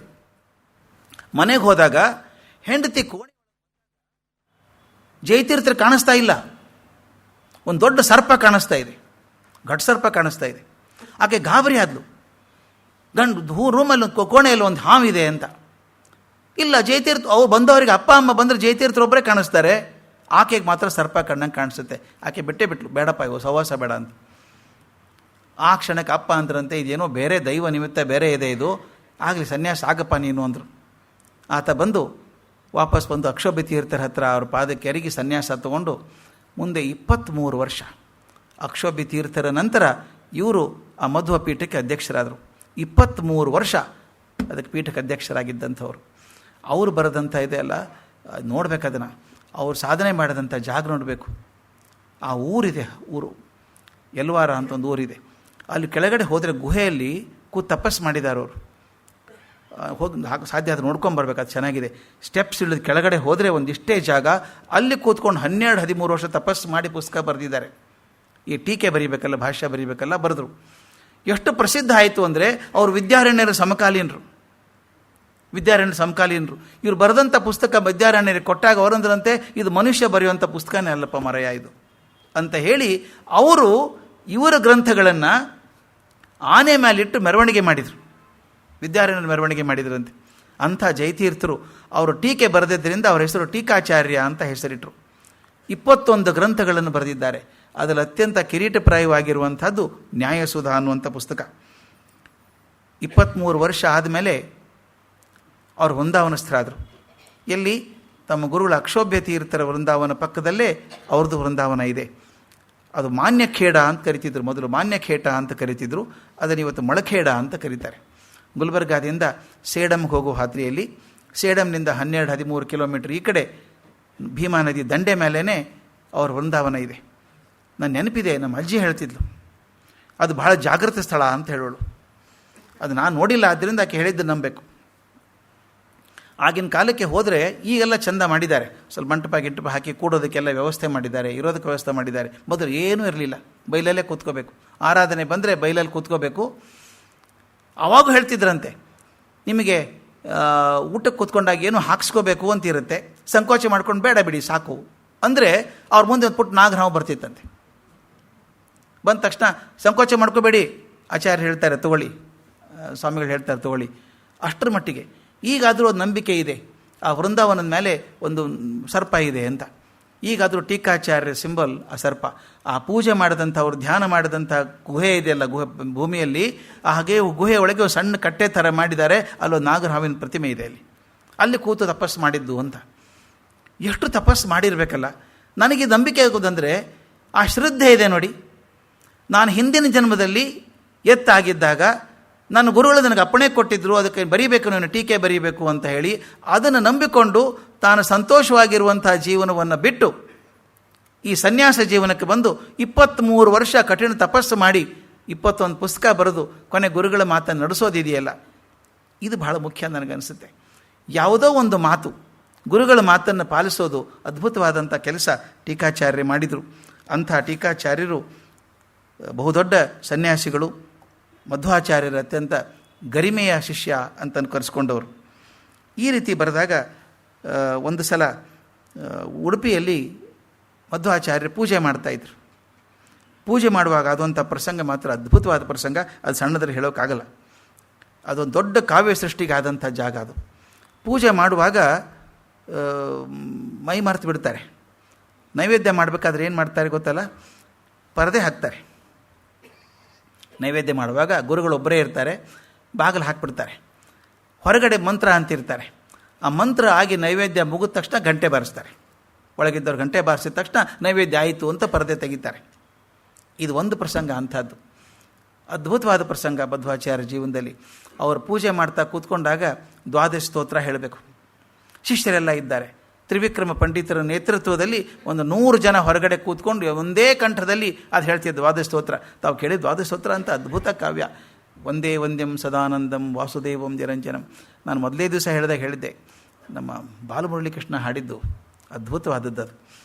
ಮಂತ್ರ ಅನ್ನೋ ಚಂದ ಇರ್ತದೆ, ಆದರೆ ಬಾಲಮುರಳಿಕೃಷ್ಣ ಹಾಡಿದಂಥ ಒಂದೇ ಒಂದ್ಯಂ ಸದಾನಂದಂ ಇದೆಯಲ್ಲ, ಎಲ್ಲೋ ಕಲ್ಕತ್ತೆ ಒಳಗಡೆ, ಅದು ಅಷ್ಟು ಚೆಂದಾಗಿರುವಂಥದ್ದು.